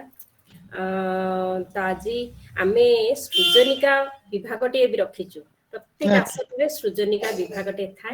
ନିଶ୍ଚୟ ନିଶ୍ଚୟ। ଆମେ ଏବେ ସୃଜନିକା ବିଭାଗକୁ ଆସିବୁ। ଆପଣଙ୍କୁ ବହୁତ ଧନ୍ୟବାଦ। ବହୁତ ଏବେ ମୁଁ ବହୁତ ଧନ୍ୟବାଦ। ସୃଜନିକା ବିଭାଗରେ ଆମର ଜଣେ ଏମିତି ସୃଜନିକାର ଅଛନ୍ତି, ସୃଜନୀ ମିନ୍ସ ସୃଷ୍ଟି କରିବା, ଆମର ସୃଷ୍ଟିକାର ଜଣେ, ଯିଏକି ଅନୁବାଦ ସାହିତ୍ୟରେ ଏକ ସୁନ୍ଦର ସ୍ୱର। ତାଙ୍କର କବିତାଟିଏ, ବହୁତ ସୁନ୍ଦର କବିତାଟିଏ ଅଛି। ତାଙ୍କ କବିତା ଏବଂ ତାଙ୍କ ସୃଜନୀ ଶକ୍ତିକୁ ଆଜି ଆମେ ସମୀକ୍ଷା କରିବୁ। ସେ ଆଉ କେହି ନୁହନ୍ତି, ଆପଣଙ୍କର ସମସ୍ତଙ୍କର ପରିଚିତ ଶ୍ରୀମତୀ ପାରମିତା ଷଡଙ୍ଗୀ। ମୁଁ ତାଙ୍କୁ ମଞ୍ଚକୁ ଡାକିବି। ତାଙ୍କର କବିତା ସହିତ ତାଙ୍କର ଗଳ୍ପ, କବିତା, ଅନେକ କିଛି ପ୍ରକାଶିତ ବହି ପୁସ୍ତକ ଅଛି। ଆଜି ତାଙ୍କର ସମସ୍ତ ବହି ଏବଂ ତାଙ୍କର ଲେଖା ସମସ୍ତଙ୍କୁ ସମୀକ୍ଷା କରିବା ପାଇଁ ଆମେ 2 ଜଣ ସମୀକ୍ଷକ ରଖିଛୁ। ସେ ହଉଛନ୍ତି ନନ୍ଦିତା ମହାନ୍ତି ଏବଂ ମମତା ପ୍ରିୟଦର୍ଶିନୀ। ଆମେ ବର୍ତ୍ତମାନ ମଞ୍ଚକୁ ଡାକୁଛୁ ନନ୍ଦିତା ମହାନ୍ତି, ଏକ ଅନୁବାଦର ସ୍ପଷ୍ଟ ବହୁତ ବହୁତ ନମସ୍କାର। ସେ ବର୍ତ୍ତମାନ ଆସିବେ। ପାରମିତା ମ୍ୟାଡାମଙ୍କର ଅନୁବାଦ କବିତା ବହିଟିଏ ବର୍ତ୍ତମାନ ସମୀକ୍ଷା କରିବେ। ମ୍ୟାଡାମ, ଆପଣଙ୍କୁ ମଞ୍ଚକୁ ନିମନ୍ତ୍ରଣ। ସମସ୍ତଙ୍କୁ ନମସ୍କାର, ଶୁଭ ଅପରାହ୍ନ। ଆଉ ପାରମିତା ମ୍ୟାଡମଙ୍କର କବିତା, ଅନୁବାଦ କବିତା ବହିଟି ମତେ ମିଳିଥିଲା। ଆଉ ତାକୁ ସମୀକ୍ଷା କରିବାକୁ କୁହାଯାଇଥିଲା। ଯଦିଓ ମୋ ଦେହ ଟିକେ ଭଲ ନାହିଁ, ମୁଁ ତାକୁ ଟିକେ ବହୁତ ଭଲ ଭାବରେ କରିପାରିଲିନି, ସେଥିପାଇଁ ମୁଁ ବହୁତ ଦୁଃଖିତ। କିନ୍ତୁ ତଥାପି ମୁଁ ସେଥିରେ କିଛି ନହେଲେ ବୋଧେ 45ଟି ଖଣ୍ଡେ କବିତା ଅଛି। ମୁଁ ସବୁ ଯାକ ଏତେ ଭଲ ଭାବରେ ପଢି ପାରିନି କରିପାରିନି ମୁଁ 15-20ଟି କବିତା ପଢିଛି ଆଉ ଖୁବ ସୁନ୍ଦର ଭାବରେ ସେ ତାକୁ ଅନୁବାଦ କରିଛନ୍ତି। ଆଉ କବିତା ଅନୁବାଦ ମୁଁ ବି ଅନୁବାଦ ବହୁତ କରେ କିନ୍ତୁ ମୁଁ ଆଜି ପର୍ଯ୍ୟନ୍ତ କେବେ କବିତା ଅନୁବାଦ କରିବାର ସ୍ପର୍ଦ୍ଧା କରିନି କାହିଁକିନା କବିତା ଅନୁବାଦ କରିବାଟା ଭାରି କଷ୍ଟ କାମ କାରଣ କବିତା ଗୋଟେ ଭାବ ଗୋଟେ ଆବେଗ ଗୋଟେ ସମୟିତ ମୁହୂର୍ତ୍ତର କଥା କୁହେ ଯୋଉଟାକୁ କି ଠିକ ଭାବରେ ଧରିବା ଆଉ ତାକୁ ସେଇ ଜିନିଷଟାକୁ ଆଉ ଗୋଟେ ଭାଷାରେ ପ୍ରକାଶ କରିବା ଏଇଟା ଭାରି କଷ୍ଟକର କାମ କିନ୍ତୁ ପାରମିତା ମ୍ୟାଡାମ ସେଇଟା ପାରମିତା ମ୍ୟାଡାମ କହୁନି ପାରମିତା ହିଁ କହୁଛି ପାରମିତା ତାକୁ ସେଇ ଆସ୍ପର୍ଦ୍ଧା କରିଛନ୍ତି ଆଉ ତାକୁ ନ୍ୟାୟ ବି ଦେଇଛନ୍ତି ସେଥିପାଇଁ ମୁଁ ତାଙ୍କୁ ପ୍ରଥମେ ସାଧୁବାଦ ଜଣାଇବାକୁ ଚାହୁଁଛି ତାଙ୍କୁ ବହୁତ ବହୁତ ଶୁଭକାମନା ଓ ଶୁଭେଚ୍ଛା। ଦ୍ୱିତୀୟ କଥା ହେଲା ସିଏ ଯୋଉ ଜଣେ ଲେଖକଙ୍କ କବିତା ନେଇଛନ୍ତି ଯିଏ କି ଜଣେ ବିସ୍ଥାପିତ ମଣିଷ ଯିଏ ଯାହାଙ୍କୁ ଜଣେ କାଶ୍ମୀରୀ ପଣ୍ଡିତ ଅଗ୍ନିଶେଖର ଯାହାଙ୍କର ପ୍ରକୃତ ନାଁ ହଉଛି କୁଲଦୀପ ସାମଲି ସିଏ ଉଭୟ କାଶ୍ମୀରୀ ଆଉ ହିନ୍ଦୀ ଭାଷାରେ ଲେଖନ୍ତି ସିଏ ଜଣେ କାଶ୍ମୀରୀ ପଣ୍ଡିତ କିନ୍ତୁ ତାଙ୍କୁ କାଶ୍ମୀରରୁ ବିତାଡିତ ବା ବିସ୍ଥାପିତ କରିଦିଆ ହେଇଥିଲା ଯୋଉ ଆତଙ୍କବାଦ ଯୋଗୁ ଆଉ ସିଏ ଯାଇକି ରହିଥିଲେ ଗୋଟେ ଆଶ୍ରୟ ସ୍ଥଳୀରେ ରହିଥିଲେ ଆଉ ତାପରେ ସେଇଠୁ ସିଏ ତାଙ୍କର ରିଭଲ୍ୟୁସନ ଷ୍ଟାର୍ଟ ହେଲା ଆଉ ତାପରେ ସିଏ କବିତା ସବୁ ଲେଖିଛନ୍ତି ତେଣୁ ତାଙ୍କ କବିତାରେ ସବୁ କବିତା ମୁଁ ପଢିଲା ପରେ ଯାହା ଦେଖିଲି କବିତାରେ ତାଙ୍କର ଗୋଟେ ମାନେ ସୂକ୍ଷ୍ମ ଅଗ୍ନିଶିଖାଟେ ଖୁବ ସୂକ୍ଷ୍ମ କିନ୍ତୁ ଖୁବ ସମାହିତ ସିଏ ଗୋଟେ ଧୀରେ ଧୀରେ ଧୀରେ ଧୀରେ ଗତି କରୁଛି ତା ଭିତରେ ସବୁ କବିତାରେ ସେଇଟା ଅଛି ଆଉ ସବୁ ଗୁଡିକ ସେଇ ମାନେ ଗୋଟେ ବିସ୍ତାପିତର ପୀଡା ତାର ହୃଦୟର ମାନେ ଆର୍ତ୍ତନାଦ ତାର ଦୁଃଖ କଷ୍ଟ ଆଉ ଗୋଟେ ଆଶା କି ହଁ କାଲିକି ସବୁ କିଛି ଭଲ ହେଇଯିବ କାଲି ପୁଣି ଆମେ ନିଜ ଦେଶକୁ ଫେରିଯିବା ତ ସେଇ ଜିନିଷଟା ସେ ସେଥିରେ ଦେଖିବା ପାଇଁ ଚାହିଁଛନ୍ତି ଅଧିକାଂଶ କବିତାରେ ସେଇଆ ଅଛି ଆଉ ତାଙ୍କର ଯୋଉ ଶିରୋନାମା ଅଛି ଯୋଉ ଟାଇଟଲ କବିତାଟି ଜବାହର ଟନେଲ ସେଟା ଆକ୍ଚୁଆଲି ବହୁତ ବଢିଆ କବିତା ଗୋଟେ ଟିକେ ଦୀର୍ଘ କବିତା କିନ୍ତୁ ବାକି ସବୁ କବିତା ଟିକେ ଛୋଟ ଛୋଟ ଆଉ ତାଙ୍କ କବିତା ଗୁଡିକ ମତେ ଖୁବ ଭଲ ଲାଗିଛି ଆଉ ମୁଁ ତାଙ୍କ କିଛି କବିତା ବିଷୟରେ ମୁଁ ତାଙ୍କର କହିବି ତାଙ୍କର ପ୍ରଥମ କବିତାଟି ହଉଛି ବର୍ଷା ବର୍ଷା ଗୋଟେ ଛୋଟିଆ କବିତା ମାନେ ଖୁବ ଛୋଟ କବିତା ମାନେ ମାତ୍ର 5-6 ଧାଡିର କବିତାଟିକୁ ମୁଁ ପଢିକି ଆପଣମାନଙ୍କୁ ଶୁଣାଉଛି ମୋ ଆକାଶ ଉପରୁ ଚାଲୁଣିରେ ବହି ଚାଲିଛି ସ୍ମୃତିର ନଦୀ ହେ ମାତୃଭୂମି ଏବେ ବି କଣ ବର୍ଷି ଚାଲିଛି ମୋ ଗାଁରେ ବର୍ଷା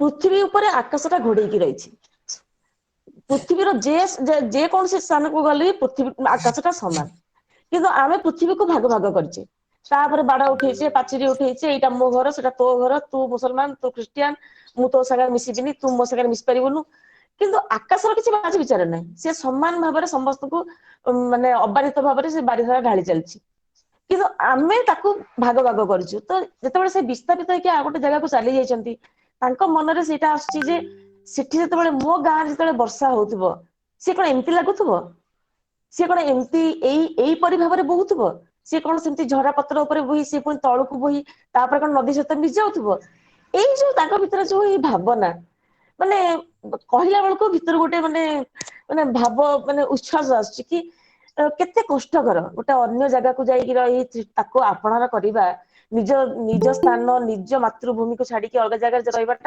କେତେ କଷ୍ଟକର ସେଇ କଥାଟି ସେଠି ସେ ବର୍ଣ୍ଣନା କରିଛନ୍ତି ତାପରେ ମତେ ଭଲ ଲାଗିଲା କବିର ଜୀବନ କବିତାରେ ଗୋଟେ ମିନିଟ ତାକୁ ପଢିକି ଆପଣଙ୍କୁ ଶୁଣେଇବି ଆଉ ଜବାହର ଟନେଲ କବିତାଟି ବି ଗୋଟେ ଖୁବ ଭଲ କବିତା ଆଉ ମୁଁ ଏଇଟିକୁ ବି ଆପଣଙ୍କୁ ପଢିକି ଶୁଣେଇବା ପାଇଁ ଚାହୁଁଛି ଗୋଟେ ଓଦାଳିଆ ଆଉ ଘନ ଅନ୍ଧାରରେ ଭରି ରହିଥିଲା ଜବାହରଲାଲ ନେହେରୁ ସୁଡଙ୍ଗ ଏବଂ ଆତଙ୍କିତ ଆମେ ସବୁ ପଳଉଥିଲୁ ଡରିଥିବା ବସ୍ ଭିତରେ ଜବାହରଲାଲ ନେହେରୁ ସୁଡଙ୍ଗ ଭିତରେ ପୂରି ରହିଥିଲା ଭୟଙ୍କର ଅନ୍ଧକାର ଏତେ ଦିନରୁ ହୁଏତ ବର୍ଷ ବର୍ଷ ଧରି ଟପ୍ ଟପ୍ ଝରି ପଡୁଥିଲା ଏଇ ବିନ୍ଦୁ କାନ୍ଦିବାରେ ଲାଗିଥିଲା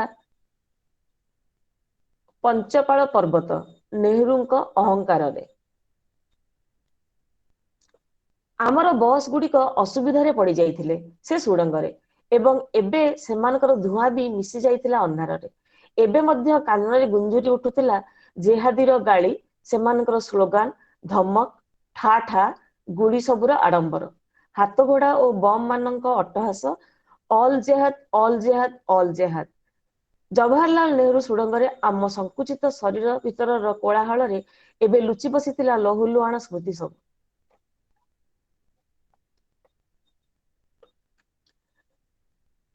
କାହିଁକି ଜାଗ୍ରତ ରହିଥିଲେ ଓଦାଳିଆ ଅନ୍ଧାରରେ ଶୂନରୁ ବାହାରି ଆସୁଥିଲା ବଳାତ୍କାର ହୋଇଥିବା ସଂଘର୍ଷରତ ଆମ ଭଉଣୀ ମାନଙ୍କର କ୍ରନ୍ଦନ। ଘର ମାନଙ୍କର କବାଟରେ ପଡିଥିଲା ରକ୍ତର ଛିଟା ଚାଞ୍ଚି ହୋଇ। ଆମ 1000 ବର୍ଷର ବାକି ସବୁ ରହିଯାଇଥିଲା ପଛରେ। ଅଖରୋଟ ଓ ଚିନାର ତାଜା ଛାଇରେ ଚଟା ଖେଳ, ଗୁଲି ଖଟି, ପାହାଡ ଗୁଡିକର ଅସ୍ପଷ୍ଟରେ ହଜି ଯାଇଥିବା ଚଢେଇ ଗୁଡିକୁ ଦେଖି ଉଦାସ ହେଉଥିବା ଆମ ମନ।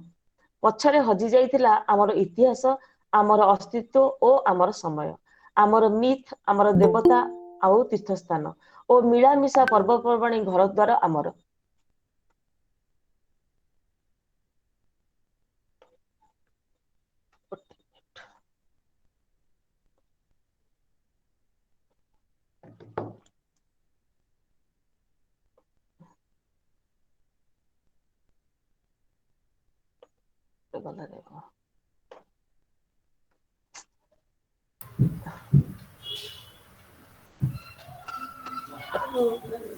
ଟିକେ ଗୋଟେ ମିନିଟ କୁଆଡେ ପଳେଇଲା। ଆଚ୍ଛା ଠିକ ଅଛି, ସେଇ କବିତାଟି ତ ଆପଣ ଶୁଣିଲେ। ସେଥିରେ ବି ଗୋଟେ ବିସ୍ତାରିତର କଥା କୁହାଯାଇଛି। ଜଣେ ଯେତେବେଳେ ତାକୁ ଗୋଟେ ଜାଗାରୁ ତଡି ଦିଆଯାଉଛି, ସିଏ କୋଉ ହା ହୁତାଶରେ ଯାଇକି ଗୋଟେ ଜାଗାରେ ମାନେ ଆଶ୍ରୟ ନେଇଛି, ଆଉ କେତେ ଭୟ ଭିତରେ ବଞ୍ଚୁଛି ଯେ ନିଜ ମାତୃଭୂମିରେ ବି ସେ କେତେ ମାନେ ତା ଜୀବନ କେତେ ଭୟ ସଂକୁଳ। ସେ ସେଇ ଭାରତରେ ହିଁ ଅଛନ୍ତି, କିନ୍ତୁ ତଥାପି ସେ ନିଜ ଦେଶକୁ ମୋର ନିଜ ଦେଶ ବୋଲି କହିପାରୁନାହାନ୍ତି, ନିଜ ମାଟିକୁ ମୋ ନିଜ ମାଟି ବୋଲି କହିପାରୁନାହାନ୍ତି। ତାଙ୍କୁ ସେ ଭୟରେ ଭୟରେ ବଞ୍ଚୁଛନ୍ତି। ଏହା ହିଁ ସେ କବିତାର ସ୍ୱର। ଆଉ ଗୋଟେ ଅଛି ଘୁଙ୍ଗି ମା। ଘୁଙ୍ଗି ମା ରେ ଗୋଟେ ଘୁଙ୍ଗି ସ୍ତ୍ରୀ ଲୋକର କଥା କୁହାଯାଇଛି। ସେ ତା ତଳେ ସେ ଗୋଟେ ଲେଖିଛନ୍ତି ଯେ ସେଟା ଗୋଟେ ଘୁଙ୍ଗି ଗୋଟେ ଲୋକ ଗଳ୍ପ ଆଧାରରେ ସେ କବିତାଟି ଲେଖା ହେଇଛି। ଆଉ ସେ କବିତାଟି ମତେ ଏତେ ଭଲ ଲାଗିଲା, ମୁଁ ଶେଷରେ ସ୍ଥିର କରିଛି ଯେ ମୁଁ ସେ ଘୁଙ୍ଗି ମା ଉପରେ ଗୋଟେ ଗପ ନିଶ୍ଚୟ ଲେଖିବି। କାହିଁକିନା ଛୋଟିଆ କବିତାଟି କିନ୍ତୁ ଖୁବ ସୁନ୍ଦର କବିତାଟି। ସେ କବିତାଟି ମୁଁ ପଢିକି ଶୁଣେଇବା ପାଇଁ ମତେ ଆପଣମାନଙ୍କୁ ଇଚ୍ଛା, କିନ୍ତୁ କବିତାଟି ଟିକେ ମୁଁ ଖୋଜି ରହୁଛି, ଯଦି ପାଇଯିବି ମୁଁ ଆପଣଙ୍କୁ ପଢିକି ଶୁଣେଇବି। ଘୁଙ୍ଗି ମା ପୋଲ ଉପରେ ଗାଈ 40 ମ୍ୟାଡାମ। ଡେରି ହେଲାଣି କି? ହଁ, ମୁଁ ତାପରେ ଆଚ୍ଛା ମମତା ବି ଆସିବେ କହିବି। ଆଚ୍ଛା ଠିକ ଅଛି, ଠିକ ଅଛି। ତାହେଲେ ମୁଁ ହିଁ କହିବାକୁ ଚାହିଁବି ଯେ ସିଏ କବିତା ଗୁଡିକ ସହିତ ଖୁବ ନ୍ୟାୟ କରିଛନ୍ତି, ଖୁବ ଭଲ ପ୍ରୟାସ କରିଛନ୍ତି। ଆଉ ଏଇ ତାଙ୍କର ଯେ ଜୟ ଯାତ୍ରା ଜାରି ରହୁ, ସେ ଆହୁରି ଅନୁବାଦ କରନ୍ତୁ। ମୁଁ ତାଙ୍କର ମୌଳିକ ଗଳ୍ପ ବି ପଢିଛି, ମୌଳିକ ଗଳ୍ପ ବି ସେ ଖୁବ ଭଲ ଲେଖନ୍ତି, ଅନୁବାଦ ବି ଖୁବ ଭଲ କରିଛନ୍ତି। ଆଉ ଏଇ ବହିଟିକୁ ବହୁତ ବହୁତ ଜନାଦୃତି ମିଳୁ। ସମସ୍ତଙ୍କୁ ଅନୁରୋଧ କରିବି, ମୈତ୍ରୀ ମାନେ ଏଇ ବହିଟିକୁ ପଢନ୍ତୁ। ଆଉ ସମସ୍ତେ ମାନେ ବହିଟିକୁ ପଢିଲେ ଜାଣିବେ ପ୍ରକୃତରେ ସେ କେତେ ସୁନ୍ଦର ଭାବରେ ତାକୁ କରିଛନ୍ତି। ଆଉ ସମସ୍ତଙ୍କୁ ବହୁତ ବହୁତ ଧନ୍ୟବାଦ। ପାରମିତାକୁ ବହୁତ ଢେର ସାରା ଶୁଭକାମନା। ଆଉ ସମସ୍ତ ମୈତ୍ରୀ ମାନଙ୍କୁ ଅଶେଷ ଧନ୍ୟବାଦ। ଧନ୍ୟବାଦ ମ୍ୟାଡାମ, ବହୁତ ବହୁତ ଧନ୍ୟବାଦ। ଖୁବ ସୁନ୍ଦର ଆପଣଙ୍କର ଆଲୋଚନା, ଆପଣଙ୍କ ସମୀକ୍ଷା। ଆରେ ତଣ୍ଟି ଶୁଖି ଏଇ ଯାଉଛି ରେ, ଜିନିଷ କଣ ହିଁ ତ କରିବୁ କହ। ପ୍ରେରଣା ଦିଏ। ଆଜ୍ଞା, ଏଇ ପ୍ରକାର ଟିକେ କଥା ଆଗକୁ ବଢିବାକୁ ପ୍ରେରଣା ଦିଏ। ତେଣୁ ଭଲ ନା ବି ନା ସିଏ କହିବା, ବହୁତ ଭଲ କରୁଛନ୍ତି। ନାଇଁ ଭଲ ବି କହିବା, ଯଦି କିଛି ଭୁଲ ଥିବ ତାକୁ ବି କହିବା, ହଁ ସେଇଟା ବି କହିବା। ସେଇଟା ହଁ ହିଁ ସମୀକ୍ଷା। ତେଣୁ ଆଜ୍ଞା ସେଥିରେ ଲେଖକର ଉନ୍ନତି ହିଁ ହୁଏ। ହଁ ହଁ ତେବେ କିଛି ସମୟ ଦେଇ ଇପ୍ସିତା ମ୍ୟାଡାମ ଆପଣ ଜଏନ କରିଛନ୍ତି। ଆପଣଙ୍କୁ ମୁଁ ଆପରେ ଡାକିବି। ଏବେ ଡାକୁଛି ମମତା ପ୍ରିୟଦର୍ଶିନୀ ସାହୁ ଆସି ମ୍ୟାଡାମଙ୍କର ଗଳ୍ପ ବିଷୟରେ ସବୁ କୁହନ୍ତୁ। ଆପଣ ତାଙ୍କର ଗଳ୍ପ ସମୀକ୍ଷା ଟିକେ କରିଦିଅନ୍ତୁ। ଇପ୍ସିତା ମ୍ୟାଡାମ ଦୟାକରି ଆପଣ ଟିକେ ସମୟ ପାଇଁ ରହିବେ।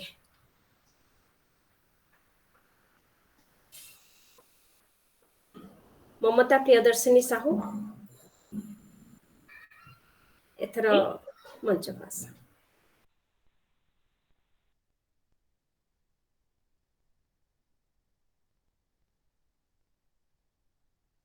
ମମତା ଅନମ୍ୟୁଟ କର, म्यूट ଅଛ।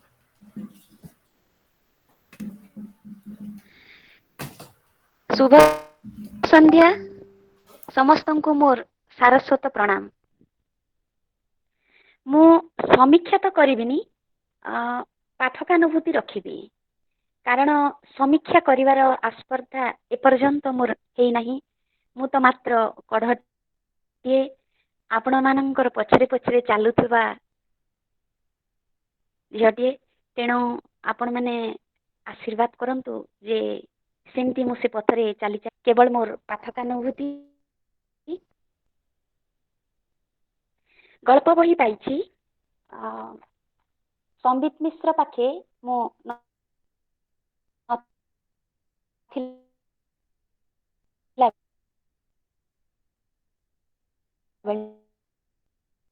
ମମତା ଭଏସ ବ୍ରେକ୍ କରୁଛି, ଟିକେ ଠିକ ଜାଗାରେ ଆସିକି ବସିବ କି? ଯାହା ନେଟଟା ବି ବୋଧେ ହଉ, କ୍ଲିୟର ଆସିବ। ପରିସ୍ଥିତିର ଚାପରେ ମୁଁ ଆଜି ଏଇଠି। ବିଶ୍ୱଭାରତୀ ନାନୀ ଭଲ ଭାବରେ ଜାଣନ୍ତି ଯାହା ବି କିଛି ହେଇଛି ମୋ ସହିତ, କିନ୍ତୁ ତଥାପି ମୁଁ ପ୍ରସ୍ତୁତ। ମୋର ପାଠ ହଁ ହଁ ହଁ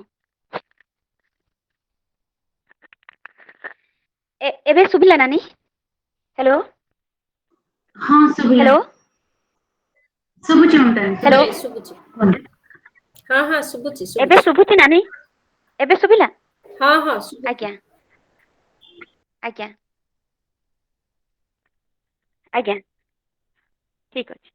ହଁ, ତାହେଲେ ମୁଁ ଥିଲି ସେଇ ପାଠକାନୁଭୂତିରେ ଗଳ୍ପ ସାହିତ୍ୟ।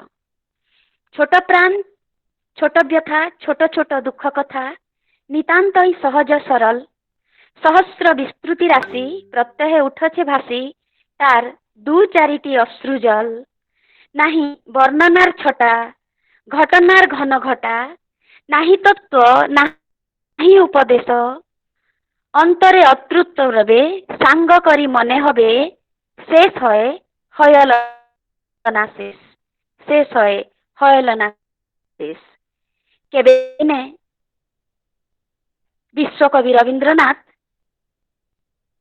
ତାଙ୍କ ବର୍ଷା ଯାପନ କବିତାଟି ଏମିତି ଲେଖିଦେଇଥିଲେ, ଯାହାକୁ କି ଗଳ୍ପ ପାଇଁ ପ୍ରଯୁଜ୍ୟ ମନେ କରାଯାଏ। ମୁଁ ଏଇଥିପାଇଁ ପଦଟିକୁ ଉଚ୍ଚାରଣ କଲି, କାରଣ ଏମିତି ସମସ୍ତ ଗୁଣାବଳୀକୁ ଆମେ ଗାଳ୍ପିକା ପାରମିତା ଷଡ଼ଙ୍ଗୀ ନାନୀଙ୍କର ଗଳ୍ପରେ ପାଇଥାଉ। ମୁଁ ତାଙ୍କ ଗଳ୍ପ ପୁସ୍ତକର, ତାଙ୍କର ଗଳ୍ପ ସଂକଳନର ସେଇ ମୁଖବନ୍ଧୁ ଆରମ୍ଭ କରିବି। ଗପଟିଏ ଲେଖିବା ପୂର୍ବରୁ ମୁଁ ସେହି ଚରିତ୍ରର ଅସ୍ତିତ୍ୱ ଭିତରେ ମିଶିଯାଏ, ବନିଯାଏ ଦୁଇଟି ରଙ୍ଗୀନ ଡେଣା ଧରି ନିଜ ଭିତରେ ମସ୍ତ ପ୍ରଜାପତିଟିଏ। ପୁଣି ସମ୍ବିତ ମିଶ୍ରର ଅଭିମାନୀ ପ୍ରେମିକା ହୋଇ ତ କେତେବେଳେ ଗୋଟେ ଅବୁଝା ଝିଅଟିଏ ହୋଇ ସେ ମା ପାଖରେ ପହଞ୍ଚିଯାଏ। ମୋ ଗପରେ ମୁଁ ହିଁ ଥାଏ, କେବେ ଏଠି କେବେ ସେଠି, କିନ୍ତୁ କେବଳ ମୁଁ ହିଁ ମୁଁ ସର୍ବତ୍ର ବିଚରଣ କରୁଥାଏ। ମୁଁ ରହିବା, ନିଜକୁ ଆତ୍ମବିଶ୍ଳେଷଣ କରିବା, ନୋ ଦାଇ ସେଲ୍ଫ। ଅସ୍ତିତ୍ୱବାଦୀ ମାନେ କେବେ ଦିନେ ସରେନ କିର୍କେଗାର୍ଡ କହିଥିଲେ, ନୋ ଦାଇ ସେଲ୍ଫ, ନିଜକୁ ଜାଣିବାର ପ୍ରବୃତ୍ତି। ଗାଳ୍ପିକା ପାରମିତା ଷଡ଼ଙ୍ଗୀଙ୍କର ଗଳ୍ପରେ ସେ ଯୋଉ ନୋ ଦାଇ ସେଲ୍ଫ ଅଂଶଟି ଆସିଛି, ନିଜକୁ ଜାଣିବାର ପ୍ରବଳ ଅଭିପ୍ସା ରହିଛି। ପୁନଶ୍ଚ ମୁଁ କହିବି ଏଠି ତାଙ୍କର ଅଥର ହିରୋ କନସେପ୍ଟ। ଅଥର ହିରୋ କନସେପ୍ଟ ଅର୍ଥାତ୍ ସ୍ୱୟଂ ସ୍ରଷ୍ଟା, ନିଜକୁ ନିଜେ ଢାଳିଦେବା। ଏଇ ଯୋଉ ନିଜକୁ ଜାଣିବା, ନିଜକୁ ଢାଳି ଦେବା, ଏଇ ପ୍ରସଙ୍ଗଟି ତାଙ୍କ ଗଳ୍ପ ମାନଙ୍କରେ ମୁଁ ଲକ୍ଷ୍ୟ କରିଛି। ତାଙ୍କ ଗଳ୍ପର କାୟକଳ୍ପ ନିର୍ମାଣରେ ସେ ଜଣେ ଦକ୍ଷ ବିନ୍ଧାଣୀ। ଗଳ୍ପ କଥନର ଶୈଳୀ ତଥା ଗଳ୍ପର ତାତ୍ତ୍ୱିକ ପ୍ରକାଶ କ୍ଷେତ୍ରରେ ଖୁବ୍ ସ୍ୱାତନ୍ତ୍ର୍ୟ ବି ଦାବି କରେ ତାଙ୍କ ଗଳ୍ପ ଗୁଡିକ। ସେଇଥିପାଇଁ ସେ ନିଜ ଚତୁଃପାର୍ଶ୍ୱସ୍ଥ ପରିବେଶର ଯେକୌଣସି ଘଟଣାକ୍ରମକୁ ବର୍ଣ୍ଣନା କରି ବସିଥାନ୍ତି। ପୁନଶ୍ଚ ତାଙ୍କ ଗଳ୍ପର ବିଶେଷତ୍ୱ ହେଲା ଜୀବନର ପ୍ରତିଟି ସ୍ତନକୁ ଚିତ୍ରିତ କରିବା।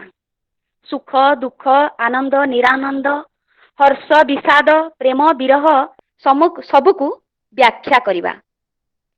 ମାନବ ଜୀବ ସମ୍ପର୍କିତ ଜିଜ୍ଞାସା ଆଉ ଅଭିପ୍ସାର ଅନ୍ୱେଷଣ କରି ପାଠକାର୍ପିତ କରିବା। ତାଙ୍କ ଗଳ୍ପ ଗୁଡିକ ଅଧିକ ସମ୍ବେଗାତ୍ମକ ଓ ଭାବନିଷ୍ଠ।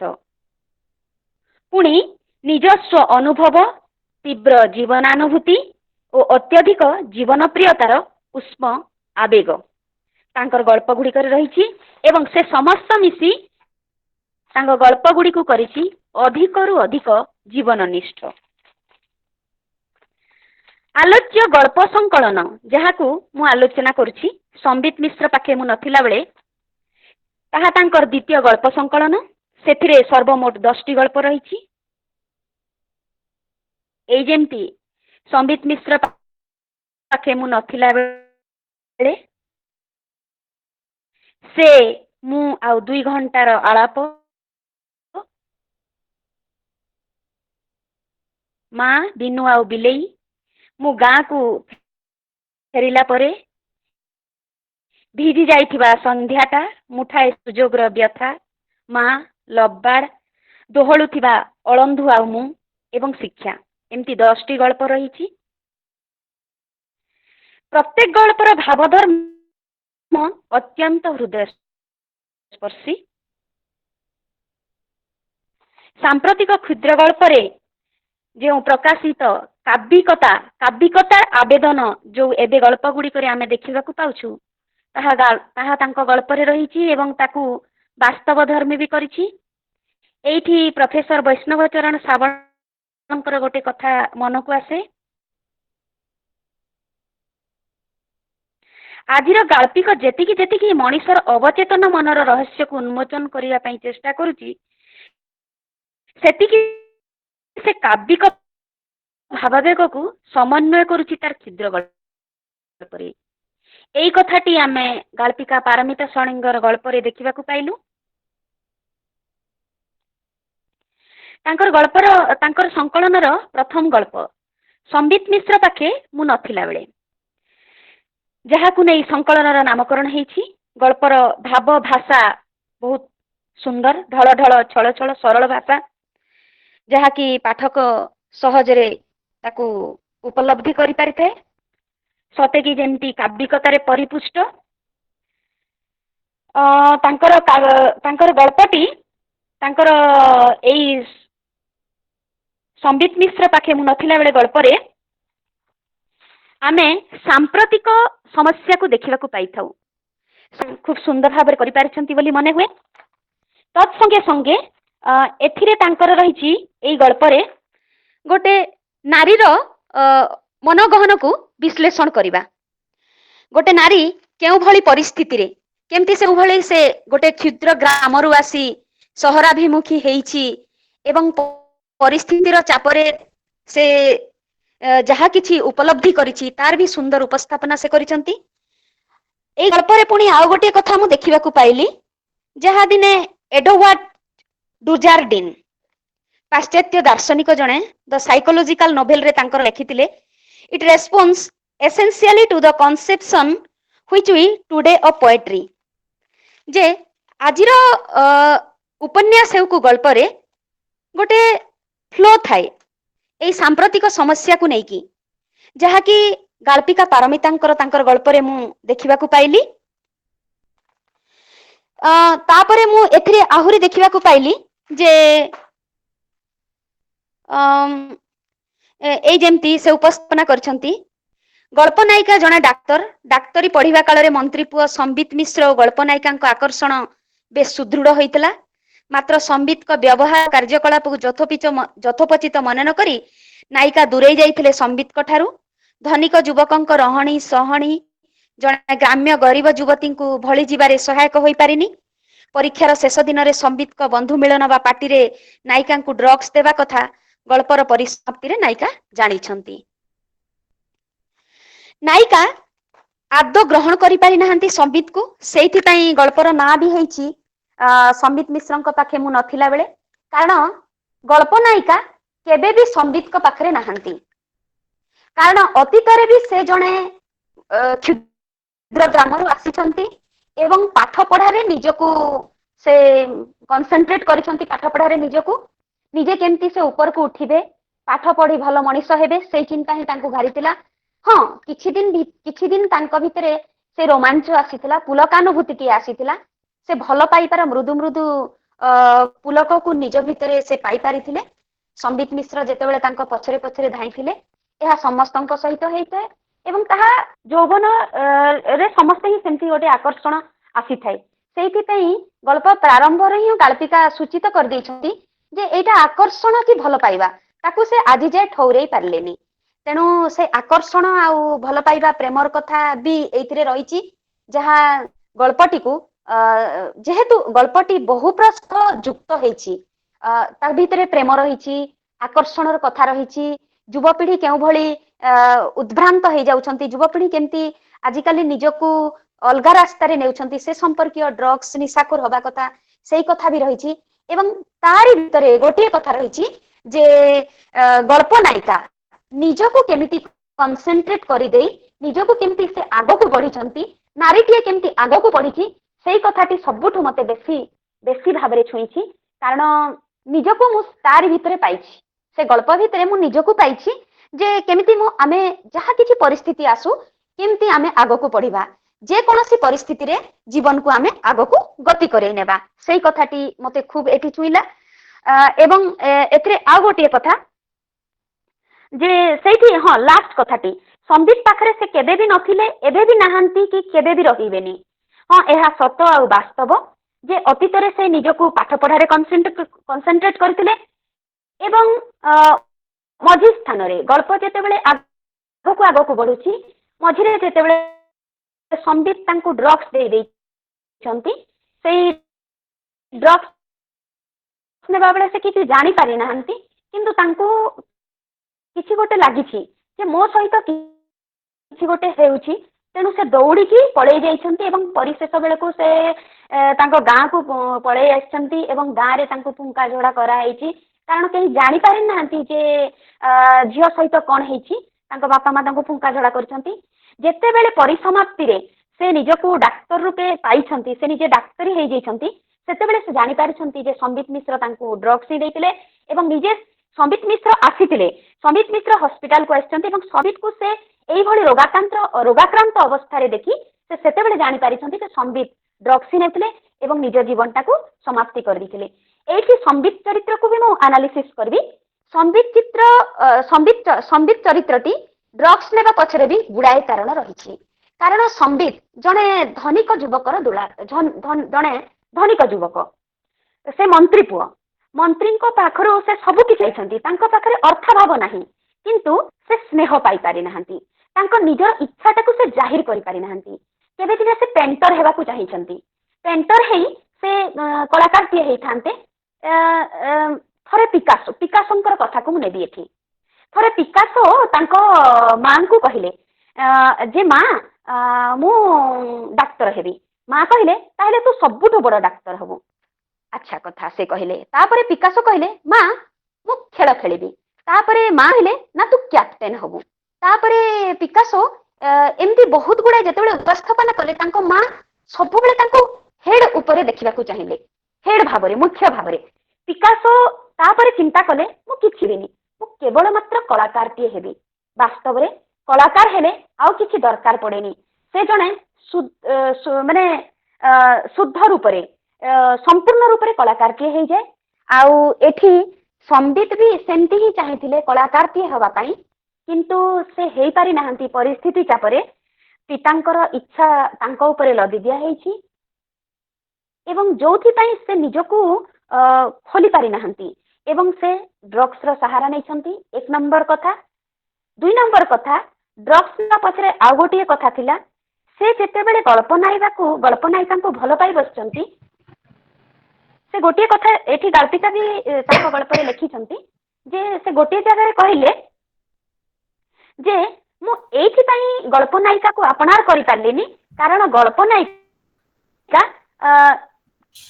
ଟିକେ ଯେହେତୁ ଭଲ ପାଠ ପଢୁଥିଲେ ଏବଂ ତାଙ୍କର ଆଡାମେଣ୍ଟ ଥିଲା, ନିଜର ଗୋଟେ ଗର୍ବାନୁଭୂତି ଥିଲା ବୋଲି ସେ କହୁଛନ୍ତି। ତାହା ଗର୍ବାନୁଭୂତି ହେଇଥାଇପାରେ କି କଣ ମୁଁ ସେଇଟା କହିପାରିବିନି। ସେଇଟା ନାୟିକାର ଗୋଟେ ଶିକ୍ଷା ପ୍ରତି ତାର ଗୋଟେ ଭାବନା ଏବଂ ଯୋଉ ସେଇ କଥାଟି, ତ ତେଣୁ ସେ କହିଲେ ଯେ ତମକୁ ଆପଣାର କରିନେବାଟା ମୋ ପାଇଁ ଖୁବ କଷ୍ଟକର ଥିଲା, ସେଇଥିପାଇଁ ବି ଡ୍ରଗ୍ସ ଦବା ମୋର ନିତାନ୍ତ ଜରୁରୀ ଥିଲା କି ଡ୍ରଗ୍ସ ପଛରେ ଧାଇଁବାର। ଏମିତି କିଛି ବହୁ ଗୁଡିଏ ପାରିପାର୍ଶ୍ୱିକ ଅବସ୍ଥାକୁ ନେଇ ସାମ୍ପ୍ରତିକ ଯୁବପିଢି କେଉଁ ଭଳିଆ ଖରାପ ରାସ୍ତାରେ ଗତି କରୁଛନ୍ତି ଏବଂ ସେମାନଙ୍କୁ ଉଚିତ ରାସ୍ତା ଦେଖେଇବା ପାଇଁ ଗଳ୍ପନାୟିକା ଗାଳ୍ପିକା ଏଠି ତାଙ୍କର ପ୍ରଚେଷ୍ଟା ଜାରି ରଖିଛନ୍ତି। ସେଇଥିପାଇଁ ତାଙ୍କୁ ଢେର ସାରା ଶୁଭେଚ୍ଛା ଏବଂ ଗଳ୍ପଟି ସେଇଥିପାଇଁ ମତେ ବହୁତ ଛୁଇଁଛି। ଗଳ୍ପଟି ବହୁ ପ୍ରସ୍ଥଯୁକ୍ତ। ପରବର୍ତ୍ତୀ ସମୟରେ ଆଉ ଗୋଟେ ଗଳ୍ପକୁ ମୁଁ ଯିବି। ଗଳ୍ପଟି ହେଲା ଧନ୍ୟବାଦ ମମତା। ସେ ମୁଁ ଆଉ ହଁ, 2 ଘଣ୍ଟାର ମମତା ଆଳାପ। ମମତା ଶୁଣି ପାରୁଛନ୍ତି? ହଁ ହଁ। ଆଜ୍ଞା ନାନୀ। ହଁ ଏବେ ନାନୀ ହଁ ମୁଁ ଚାହୁଁଛି ଇପ୍ସିତା ମ୍ୟାଡାମ ଅଛନ୍ତି। କହନ୍ତି ଗଛର ହଁ ଡାଳ ଡାଳକୁ ଚିହ୍ନିଥାଏ ବହୁତ ସୁନ୍ଦର ଭାବେ। ହଁ ନାନୀ ପାରମିତା ହଁ ନାନୀ ମ୍ୟାଡାମଙ୍କର ଆଉ ଏକ ଡାଳଟିଏ ଅଛନ୍ତି। ତେଣୁ ତୁମକୁ ବହୁତ ହଁ ଧନ୍ୟବାଦ, ନାନୀ ତୁମେ ବହୁତ ସୁନ୍ଦର ବୁଝେଇଲ। ଭାବୁଛି ଇପ୍ସିତା ହଁ ମ୍ୟାଡାମ ନାନୀ କିଛି ସମୟ ଦେଇ ଯୋଡି ହେଇଛନ୍ତି ଆମ ସହିତ। ମୁଁ ଚାହୁଁଛି ହଁ ତାଙ୍କ ନାନୀ ମୁହଁରୁ ବି କିଛି ଶୁଣିବା ପାଇଁ, କାହିଁକି ନା ସିଏ ତାଙ୍କ ପାରମିତା ମ୍ୟାଡାମଙ୍କର ପ୍ରାୟ ସବୁ ବହି ପଢି ସାରିଥିବେ। ବହୁତ ଆଜ୍ଞା ଖୁସି ହବୁ ଆଜ୍ଞା ତାଙ୍କ ମୁହଁରୁ ଯଦି ଆମେ କିଛି ଶୁଣିବୁ। ତେଣୁ ମମତା ନିଶ୍ଚୟ ତମେ ନିଶ୍ଚୟ ନାନୀ। ଏଇଠି ଟିକେ ରଖ, ଆମେ ଟିକେ ଇପ୍ସିତା ମ୍ୟାଡାମଙ୍କର ଶୁଣିବା। ସିଏ ଟିକେ ଆଲୋଚନା ଆଜ୍ଞା କରିବେ। ଅର୍ଥାତ୍ ଜଣେ ପାଠକଟିଏ ନହେଲେ ଏତେ ସୁନ୍ଦର ଆଲୋଚନା ଆଜ୍ଞା କରିପାରିବନି, ଆଜ୍ଞା ଏତେ ସୁନ୍ଦର ସମୀକ୍ଷା କରିପାରିବନି। ତେଣୁ ଆଜିର ଯୋଉ ସମୀକ୍ଷକ ମାନେ ଅଛନ୍ତି, ମୁଁ ତାଙ୍କୁ ଆଜ୍ଞା ଅନ୍ତରରୁ ବହୁତ ଧନ୍ୟବାଦ ଦବାକୁ ଚାହୁଁଛି ଯେ ପର୍ଯ୍ୟବେକ୍ଷଣ ନଥିଲେ ଦୃଶ୍ୟ ଚିତ୍ର ଅଙ୍କନ କରିହୁଏନି। ତେବେ ଏବେ ଇପ୍ସିତା ମ୍ୟାଡାମ ଆପଣଙ୍କୁ ମୁଁ ମଞ୍ଚକୁ ନିମନ୍ତ୍ରିତ କରୁଛି। ଆପଣ ଆସି ଆପଣ କୁହନ୍ତୁ, ଆମେ ଆପଣଙ୍କୁ ଶୁଣିବୁ। ଆଜ୍ଞା, ଧନ୍ୟବାଦ। ଆଜ୍ଞା ନାନୀ ସବୁ ମୈତ୍ରୀ ମାନଙ୍କୁ ମୋର ଶୁଭେଚ୍ଛା। ଆଉ ଏଠାରେ ମତେ ସମୟ ଦେଇଥିବାରୁ, କାରଣ ମୁଁ ନିର୍ଦ୍ଦିଷ୍ଟ ନଥିଲା ଯେ 12 ତାରିଖ ଦିନ ଥିବି ବୋଲି। ମତେ ସମୟ ଦେଇଥିବାରୁ ବହୁତ ଧନ୍ୟବାଦ। ଆଉ ମମତାଙ୍କର ଆଲୋଚନାଟା ଡିଟେଲ ମୁଁ ଶୁଣୁଥିଲି। ଆଉ ପିକାସୋଙ୍କର ଜୀବନୀ କଥାକୁ ତାଙ୍କ ମା ଯାହା କହିଥିଲେ, ଯେ ଯାହା କରିବ ଶୀର୍ଷକୁ ଯିବା ଦରକାର। ମୁଁ ପାରମିତା ନାନୀଙ୍କ ଗପ ହଉ, କବିତା ହଉ, ତାର ଅନୁବାଦ ହେଉ, ସେ ଚେଷ୍ଟା କରିଛି ତାର ଆଟ ବେଷ୍ଟ ଦେବା ପାଇଁ। ତେଣୁ ତା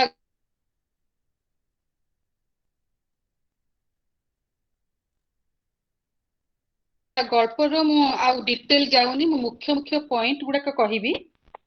ମୁଁ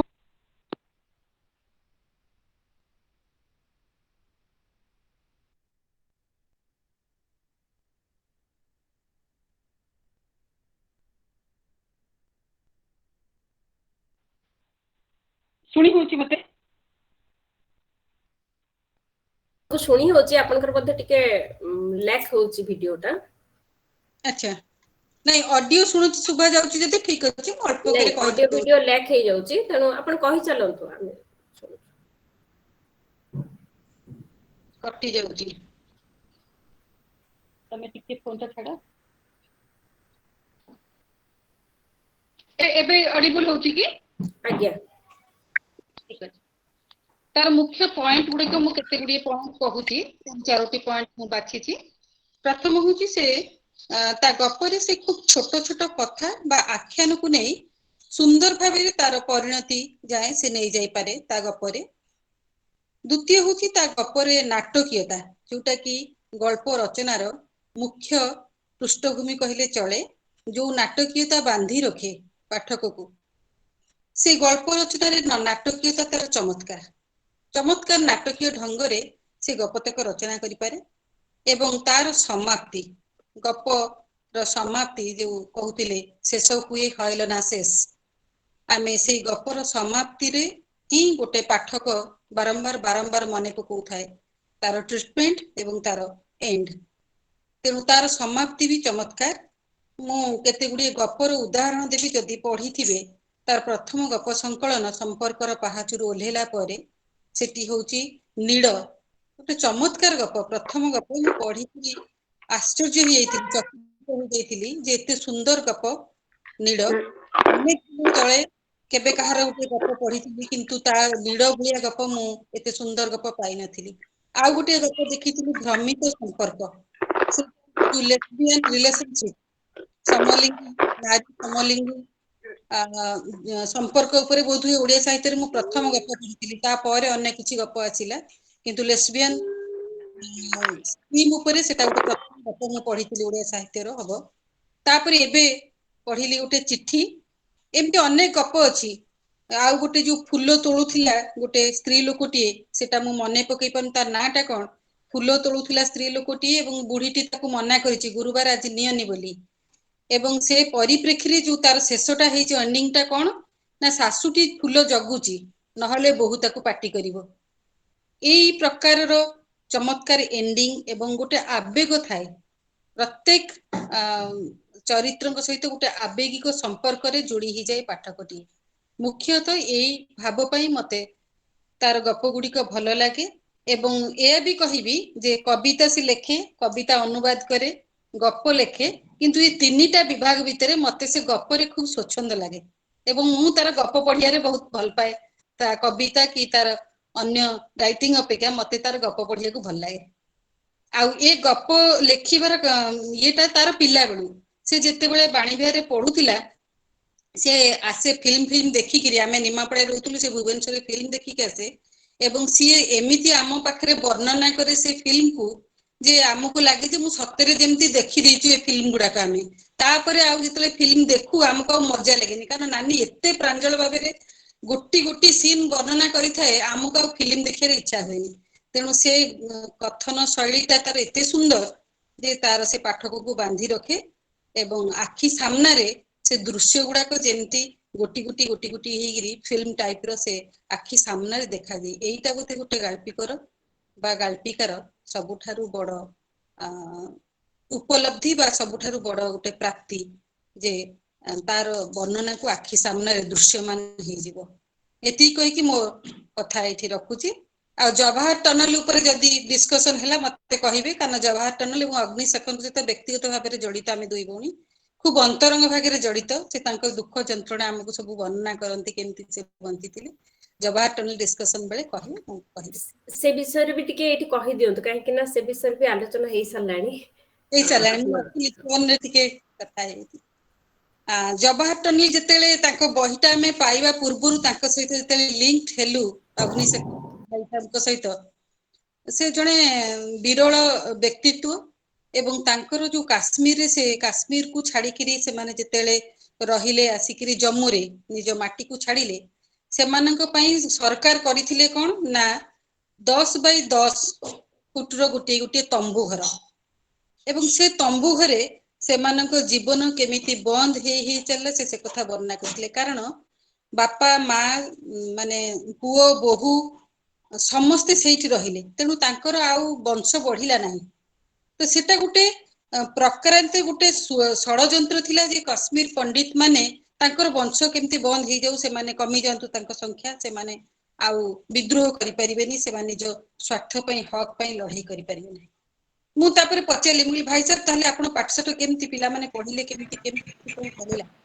ତାପରେ ସେ ବର୍ଣ୍ଣନା କଲେ ଯେ ଆମରି ଭିତରୁ ଆମେ ସବୁ ବାହାର କରିକି ଆମେ ଆମ ପିଲାଙ୍କୁ ପାଠ ପଢିଲୁ। ସେଇ ଗୋଟେ ତମ୍ବୁ ଜଣେ ସାକ୍ରିଫାଇସ କରିକି ଗୋଟେ ତମ୍ବୁ ଦେଲେ, ପିଲାମାନେ ଆମର ସେଠି ପାଠ ପଢିଲେ ଏବଂ ତାର ରିଫ୍ଲେକ୍ସନ ଗୁଡାକ ଦେଖାଯାଏ ତାଙ୍କ କବିତାରେ। ମୁଝସେ ଛିନ ଗଇ ହେ ମେରି ନଦିୟାଁ, ସେ ନଦୀ ଗୁଡାକରେ ସେ ବିତସ୍ତା ନଦୀକୁ ତାଙ୍କର ଗଙ୍ଗା ନଦୀ ବୋଲି ସେ ବର୍ଣ୍ଣନା କରନ୍ତି, କାରଣ ସେଟା ତାଙ୍କ ଗାଁ ଦେଇକି ବହିଛି ଏବଂ ପ୍ରତ୍ୟେକ କାଶ୍ମୀରର ଲୋକ ଯିଏକି ତାଙ୍କର ଛିନ୍ନ ହେଇ ଆସିଛନ୍ତି ତାଙ୍କ ନିଜ ମାଟିରୁ, ସେମାନେ ମଲେ ସେମାନେ ଇଚ୍ଛା କରନ୍ତି ଯେ ଆମେ ବିତସ୍ତାରେ ଆମ ଅସ୍ଥି ପଡୁ, ଆମକୁ ଗଙ୍ଗା ଦରକାର ନାହିଁ, ବିତସ୍ତା ଆମ ପାଇଁ ମା ଆମର ସେଠି ପଡାଯାଏ।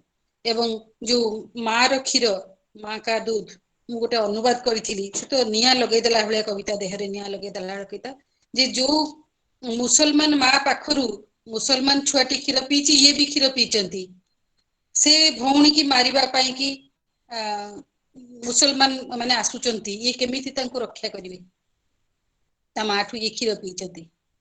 ତେଣୁ ଏ ପ୍ରକାର ବର୍ଣ୍ଣନାରେ ଜବାହର ଟନଲ ସେମିତି ଅନେକ ଗୁଡେ ତାର କବିତା ଗୁଡିକ ଗୋଟେ ମିନିଟ, ମୁଁ ସମସ୍ତଙ୍କୁ ଅନୁରୋଧ କରୁଛି ଗୋଟେ ହିନ୍ଦୀ ପିକ୍ଚର ଶିକାରା ଏଇ ଆରି ଉପରେ ଆଧାରିତ ଦେଖିବେ ନିଶ୍ଚୟ, ଶିକାରା। ହଁ ମୁଁ ଦେଖିଛି, ବଢିଆ ବଢିଆ ସିନେମା, ବହୁତ ବଢିଆ ସିନେମାଟେ। ମୁଁ ଦେଖିବେ ଦେଖିଛି ସେ ମୁଭିଟା, ବହୁତ ବଢିଆ ସିନେମା। ଠିକ ଅଛି। ତେଣୁ ଏଇ ସବୁ କବିତା ଏବଂ ତାଙ୍କର କବିତାର ଶୈଳୀ ବି ସେ ଆମେ କଣ ହୁଏ ବେଳେ ବେଳେ ବିଦ୍ରୋହ କଥା ଲେଖିଲା ବେଳକୁ କଳାତ୍ମକତା ଟା ରହିଯାଏ, କିନ୍ତୁ ତାଙ୍କ କବିତାରେ ଅଗ୍ନିଶେଖରଙ୍କ କବିତା ସେଇଥିପାଇଁ କି ଜୀବନ୍ତ ଲାଗେ ଯେ ବିଦ୍ରୋହ ସହିତ, ଦୁଃଖ ସହିତ, ଯନ୍ତ୍ରଣା ସହିତ କଳାତ୍ମକତା ମାନେ କବିତାର କାରିଗରୀଟା ବି ତା ଭିତରେ ଅଛି।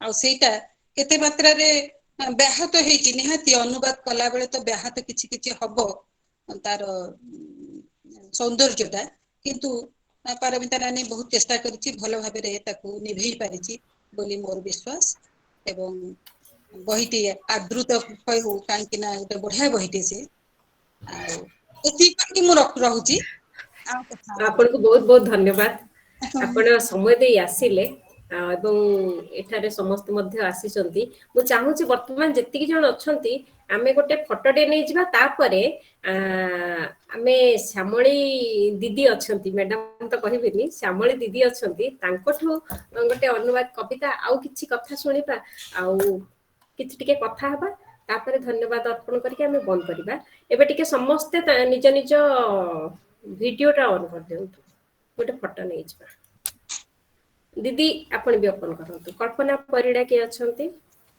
ଜୟନ୍ତୀ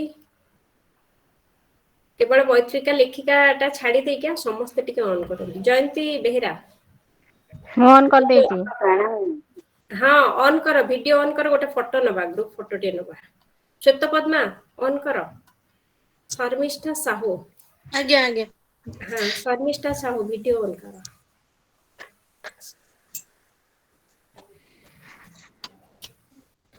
ମୁଁ 1 2 3 कहले समस्ते चीज कहबो एबे उठेबा शर्मिष्ठा साहू आपण वीडियोटा ऑन करबे कि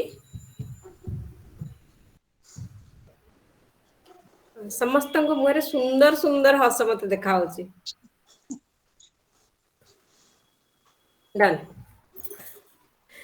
एबे दीदी आपणकर आउ किछि टिके कथा सुनिबा आपण गोटे गीत डी गांतु मोर बहुत इच्छा अछि आपण गोटे बेंगोली गीत डी गांतु हमर भाषा तो समस्तंकर समान आपणक कंठरु एते कथा सुनिले आउ किछि अनुवाद किछि विषय कहबे कि गोटे गीत डी भी गांतु आपण कविता टे कहतु गीत डी गांतु तापर हमें सभा समाप्त करिबा अच्छा मते आज एते भल लागुछि मने होछि जे मु मोर से स्कूल बेलरे फेरी जाइछि मोर सब सांग मानक सहित रहिछि आ गोटे कथा होछि मु गीत बोली पारेनी एकदम गाई पारेनी मु दुईटा अनुवाद कविता पढुछि गोटिए पढुछि जीवनानंद दासଙ୍କର अनुवाद कविता गोटिए दीदी छोट छोट हेतबा जदी दीटा पढोतु हो ठीक अछि ताले जीवनानंद दासଙ୍କର पढिबा परे मते टिके कहि देले मु जानि परिबि आ ठीक अछि हो आ समस्तଙ୍କୁ बहुत भल पाइबा और धन्यवाद যদি মতে অনন্ত জীবন মিলে যদি পায় অনন্ত জীবন তেবে অনন্ত কাল একা যদি মু ফেরি আসে পৃথিবীর পরিধি ধরি দেখিবি সবুজ তৃণরে পরিপূর্ণ ভূমি দেখিবি হলদিয়া তৃণ ঝরি যাইছি দেখিবি ভোর হেলে আকাশ শুভ্র হুয়ে आहत चढ़ई परी रक्तर रेखा छातीरे लागि थाए ताहार सन्धारे बारंबार नक्षत्र देखा मिले देखिबी अचिन्हा नारी गभा खोली चली जाए गोधूलीर नम्रता नाही ता मुह भावरे जदि पाए अनंत जीवन तेबे अनंत काल एकाकी पृथिवीर परिधि धरी जदि फेरी आसे ट्राम बस धूली देखिबी अनेक देखिबी बस्ती हाट गली कंदी भंगा हांडी और माठिया मारपी गाली गुलज टेरा आखी पचा चिंगुड़ी आहुरी जे केते कोन देखिबी तार नाही लेखा जोखा तथापि तुम सहित अनंत काल आउ देखा हेबो नाही चमत्कार आपणकर कविता मु एठारे चाहूची आमे गोटे जिंस भूली गलु जी सृजनिका जी निजे सृष्टिकार जहांक विषय रे आमे एते आलोचना करि गलु एवं कविता आलोचना कलु जहांकर कविता गल्प सब आलोचना हला से भी मंच को आसंतु भूली जाइथिली क्षमा करिवे पारमिता मैडम आपण को निमंत्रण करछि एबे मंच आपणकर श्यामली मैडम आज्ञा हाँ मु गोटे कथा कहछि श्यामली दीदी को मु अनुरोध करिबी सीए आमर गोटे आमे एमती गोटे सेशन करबा श्यामली दीदी आज अनुवाद तो देख सब सुनिले आउ कौन कोठी भूल अच्छी ठीक अच्छी आउ से विषय रे आज जे अनुवाद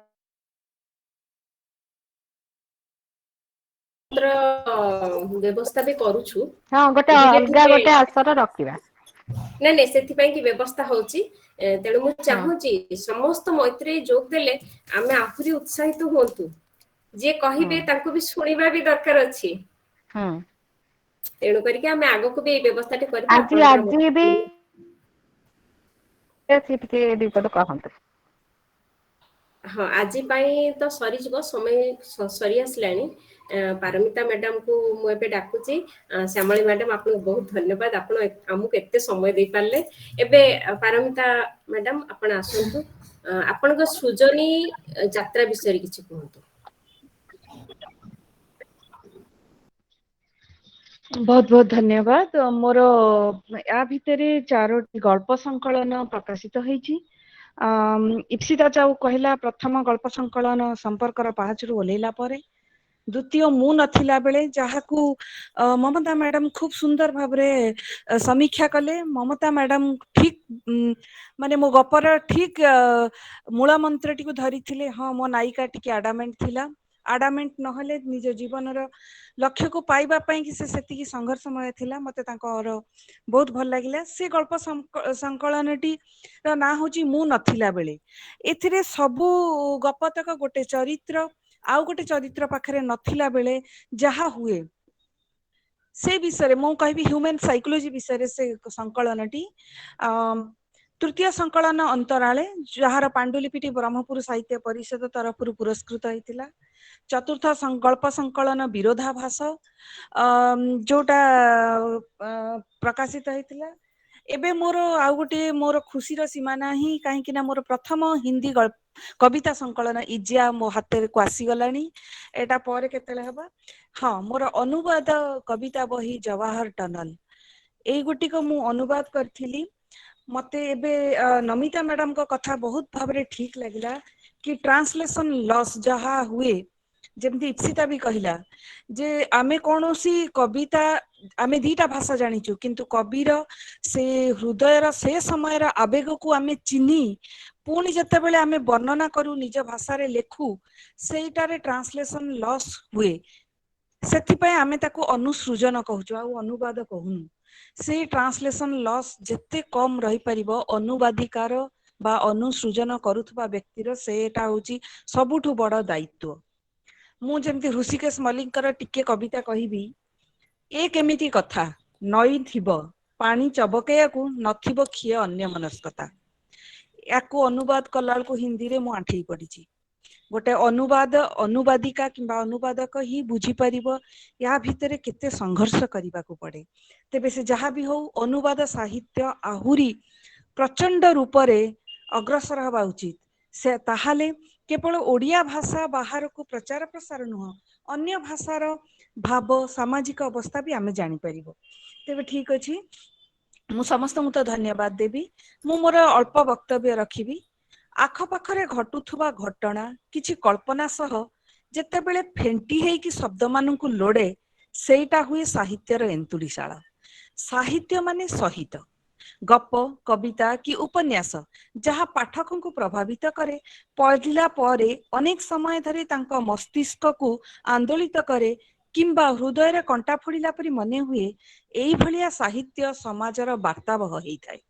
मनीषर सामाजिक अर्थनैतिक नैतिक धार्मिक जीवन आज बहुत परिवर्तन हो सारानी टेक्नोलोजी भी बहुत परिवर्तन हेलानी मु भाबे एबे आमे सहजरे जोड़ी ही पारुचु सहजरे आमे अन्य भाषार साहित्य सहित संपर्क रखि पारुचु किंतु ओडिया साहित्यर प्रचार प्रसार मो मतरे जेतिकी हबा कथा सेतिकी हेइदी मु सबु बेले कहे ओडिया साहित्य जेतिकी रुद्धिमंत ओधु हुए अन्य साहित्य रे मु सेतिकी रुद्धिमंत देखि पारिनी मोर सबु बेले चेष्टा ओडिया साहित्य प्रचार आ प्रसार करिबा ता छड़ा साहित्यर रूपरेख जो आमे कहू फ्लेवर बास्ना टाकू अनुवादक निजे अनुभव करी अन्य पाखरे पहुंचेइबार एटा गोटे बड़ गुरु दायित्व तेणु ଏଇ ସବୁ ଅନୁବାଦକ ମଧ୍ୟ ଗୋଟେ ସେଇ ସାହିତ୍ୟରେ ସେତିକି ଗୋଳେଇ ଘାଣ୍ଟି ହୁଏ ଯେତେବେଳେ ଜଣେ ନୂଆ ସୃଜନୀ ବି କରେ। ତେବେ ସେ ଯାହା ବି ହଉ ଆଜି ଅନୁବାଦର ଆସର କରିଥିବାରୁ ମୋ ମୈତ୍ରୀ ମାନଙ୍କ ପାଖେ ଚିର ଋଣୀ। ଏଇ କେତେ ବର୍ଷ ପଛକୁ ଚାହିଁଲେ ମୁଁ ବିଶ୍ୱାସ କରିପାରେନି ଯେ କେତେ ପରିବର୍ତ୍ତନଶୀଳ ହୋଇଛି ମୋ 82-85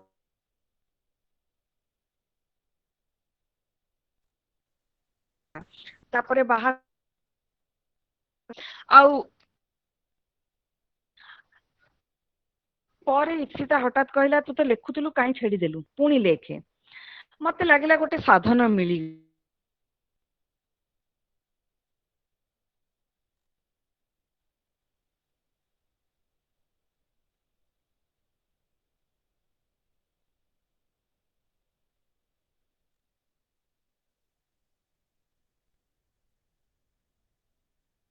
କବିତା ଲେଖିବା ପାଇଁ।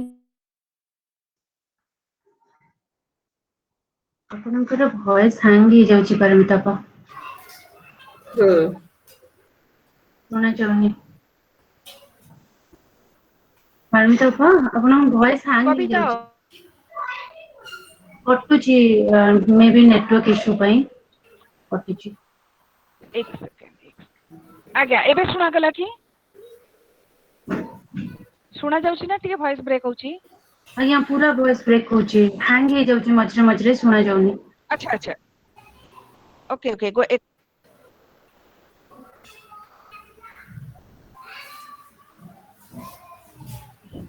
ନେଟୱାର୍କ ର ବହୁତ ପ୍ରୋବ୍ଲେମ ହଉଛି। ଟିକେ ଲୋକେସନ ଚେଞ୍ଜ ଦେଖିଲେ କରିଦିଅ। ଏବେ ହଁ ହଁ ଏକ ସେକେଣ୍ଡ ହଁ ଏବେ ଆସୁଛି। ମୁଁ ଟିକେ ଲୋକେସନ ଟା ସତରେ ଆଉ ଚେଞ୍ଜ ଅଳ୍ପ ସମୟ କରିଦିଏ। ଅଛି ଆମ ପାଖରେ। ହଁ ଆଜ୍ଞା ଶୁଭୁଛି ଆଜ୍ଞା ଏଥର କହ। ଶୁଭିଲା ତ? ଶୁଭୁଛି ଏଥର କହ, ଆରମ୍ଭ କର।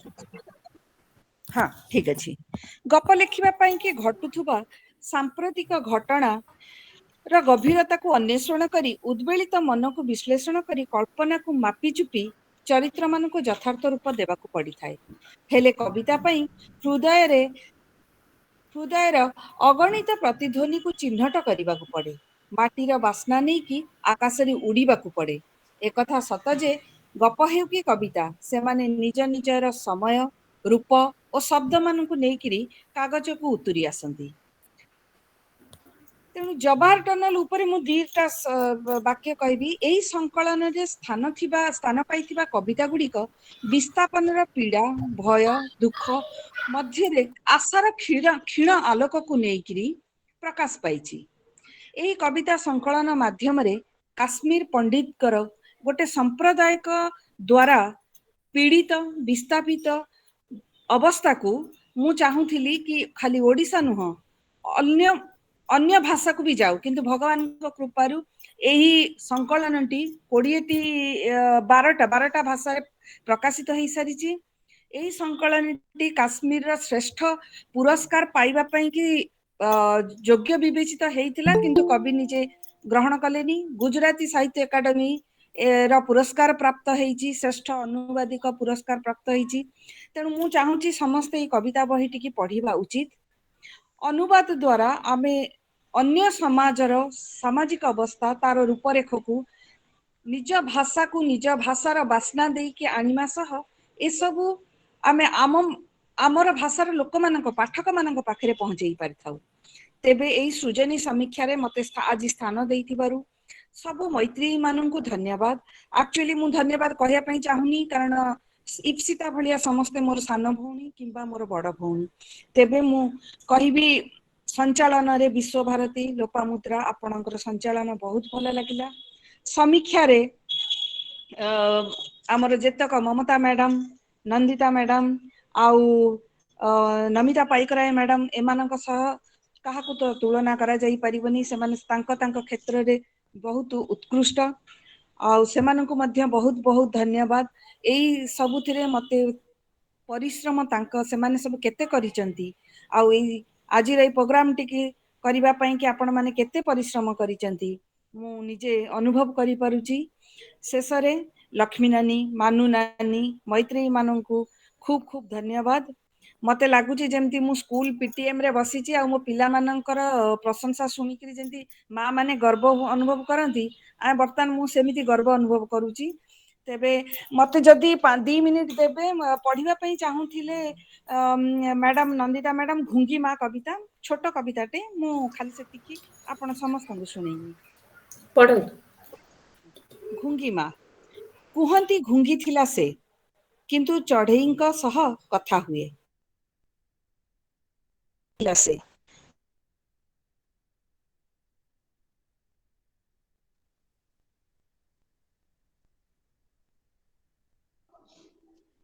ପୁଣି ହ୍ୟାଙ୍ଗ ହେଇଗଲା କିଛି ଶୁଣା ଯାଉନି ଭଏସ ବନ୍ଦ ହେଇଗଲା ପରେ ତମେ ଓପନ କର।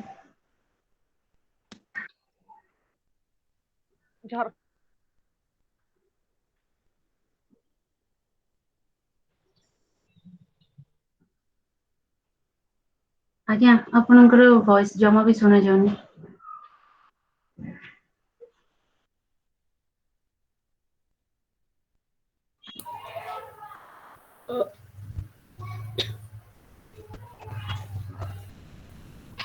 ପାରମିତା ମ୍ୟାଡାମଙ୍କର ନେଟ୍ ବୋଧେ ଟିକେ ସ୍ଲୋ ଆସୁଛି।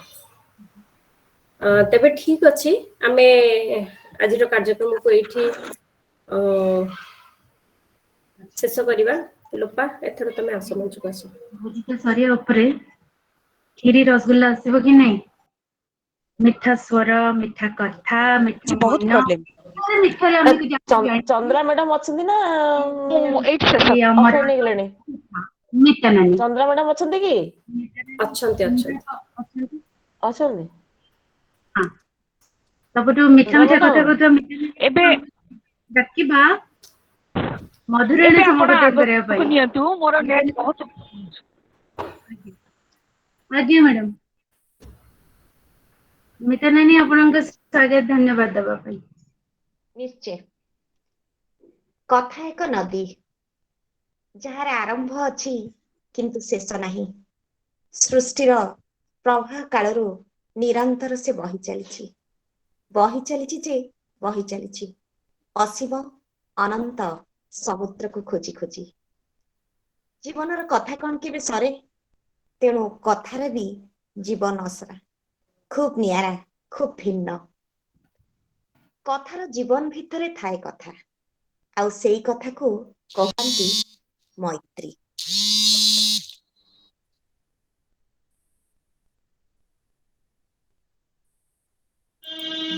ସମୁଦ୍ର ନଦୀର ଚରମ ଲକ୍ଷ୍ୟ। ଆମେ ଜାଣୁନା ଆମେ କେତେ ସେ ଲକ୍ଷ୍ୟ ଆଗରେ ଅଗ୍ରସର, କିନ୍ତୁ ଚାଲୁଥିବୁ।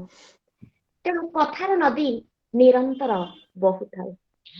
ଏଇ ଖୋଜିବା ଏଇ କଥାର ଧର୍ମ ହେଉ। ଖୋଜୁ ଖୋଜୁ ଜାଣିବା ଅଜଣାକୁ, ଅଚିହ୍ନାକୁ ହେବା ଚିହ୍ନା, ଚିତ୍ରକୁ ଆଉ ଟିକେ ଚିତ୍ରିତ କରିବା।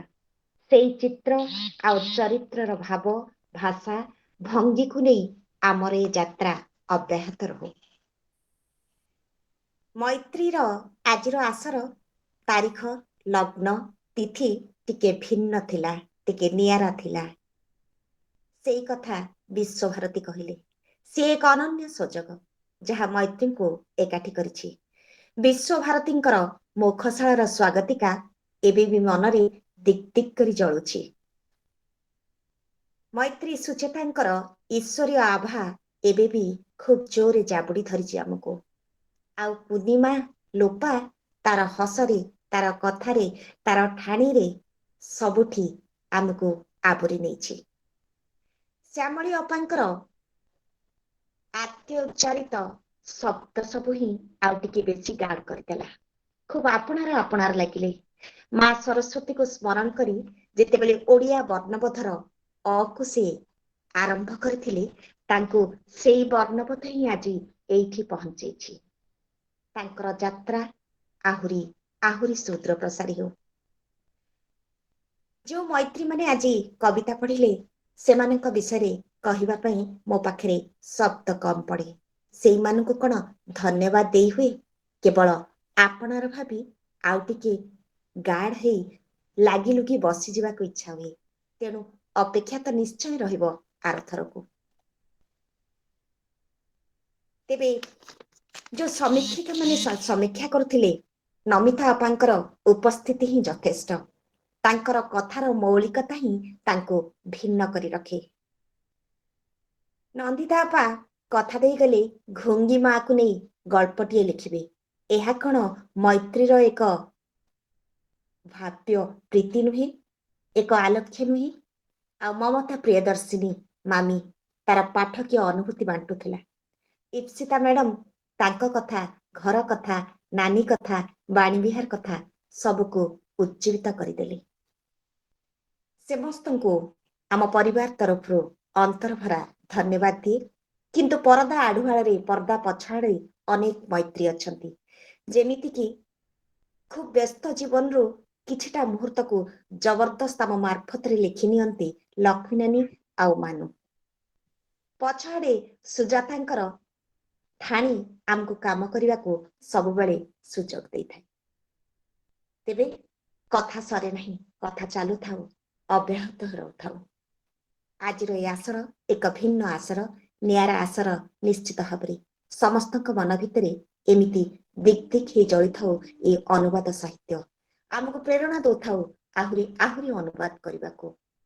आमर ये यात्रा केवल यात्रा नुहे एक प्रतिश्रुति एक अनुष्ठान जहाँ आम परी अनेकों को बहुमात्रा रे आवरी रखी। आहुरी आहुरी आवरु थाउ आमको खोराक जोगो थाउ साहित्य को भल पाइबा पई सृजन यात्रा को आउ टिके गाढ़ करिया पई।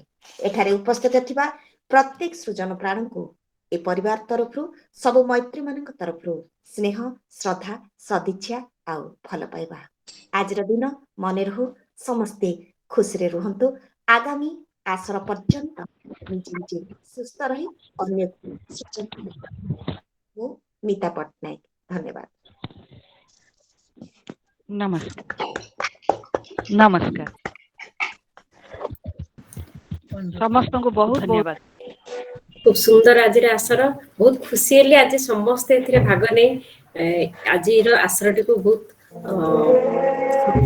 सफलता गतथर भाग नै थोर दुखित बहुत खुशी है आज भाग नै की सुविधा सुविधा समस्त गुरु चेटा होची जीवन हमर हमें चाहू प्रत्येक ए वर्ष पई त एटा शेष आसर हैला नया वर्ष पई आपण समस्त को स्वागत जणाउछी। पुनी आसंता आसर को समस्त निश्चित भावे जोग दियंतु। सामान्य समय गाड़ी 2 घंटार समय गोटे पिक्चर देखला समय हम जेमते देखछु गोटे सिनेमा देखला को 3 घंटा लागुची हमें देखि पारछु 3 घंटा लागुची 2 घंटा छोड़ दबा सेमिति 2 घंटा हम मैत्री मान को आलाप रे हमें गहन रे हमें आलाप करिबा किछि सुजोग देले समय देले समस्त खुशी होबो। आपण समस्त को शुभकामना जणाउछि नया वर्ष पई। नमस्कार। नंदिता आपा आपनकर वॉइस आसुनी म्यूट अछंती सुनी गोटे कथा खाली कहया चाहूची कि डिसेंबर कादमिनी रे मोर गोटे अनुवाद गल्प बाहरची आ पढिबे मते कहबे केमति लागला। निश्चय निश्चय नमस्कार। बेठ हमें सभा संग करूछु। नमस्कार। नमस्कार।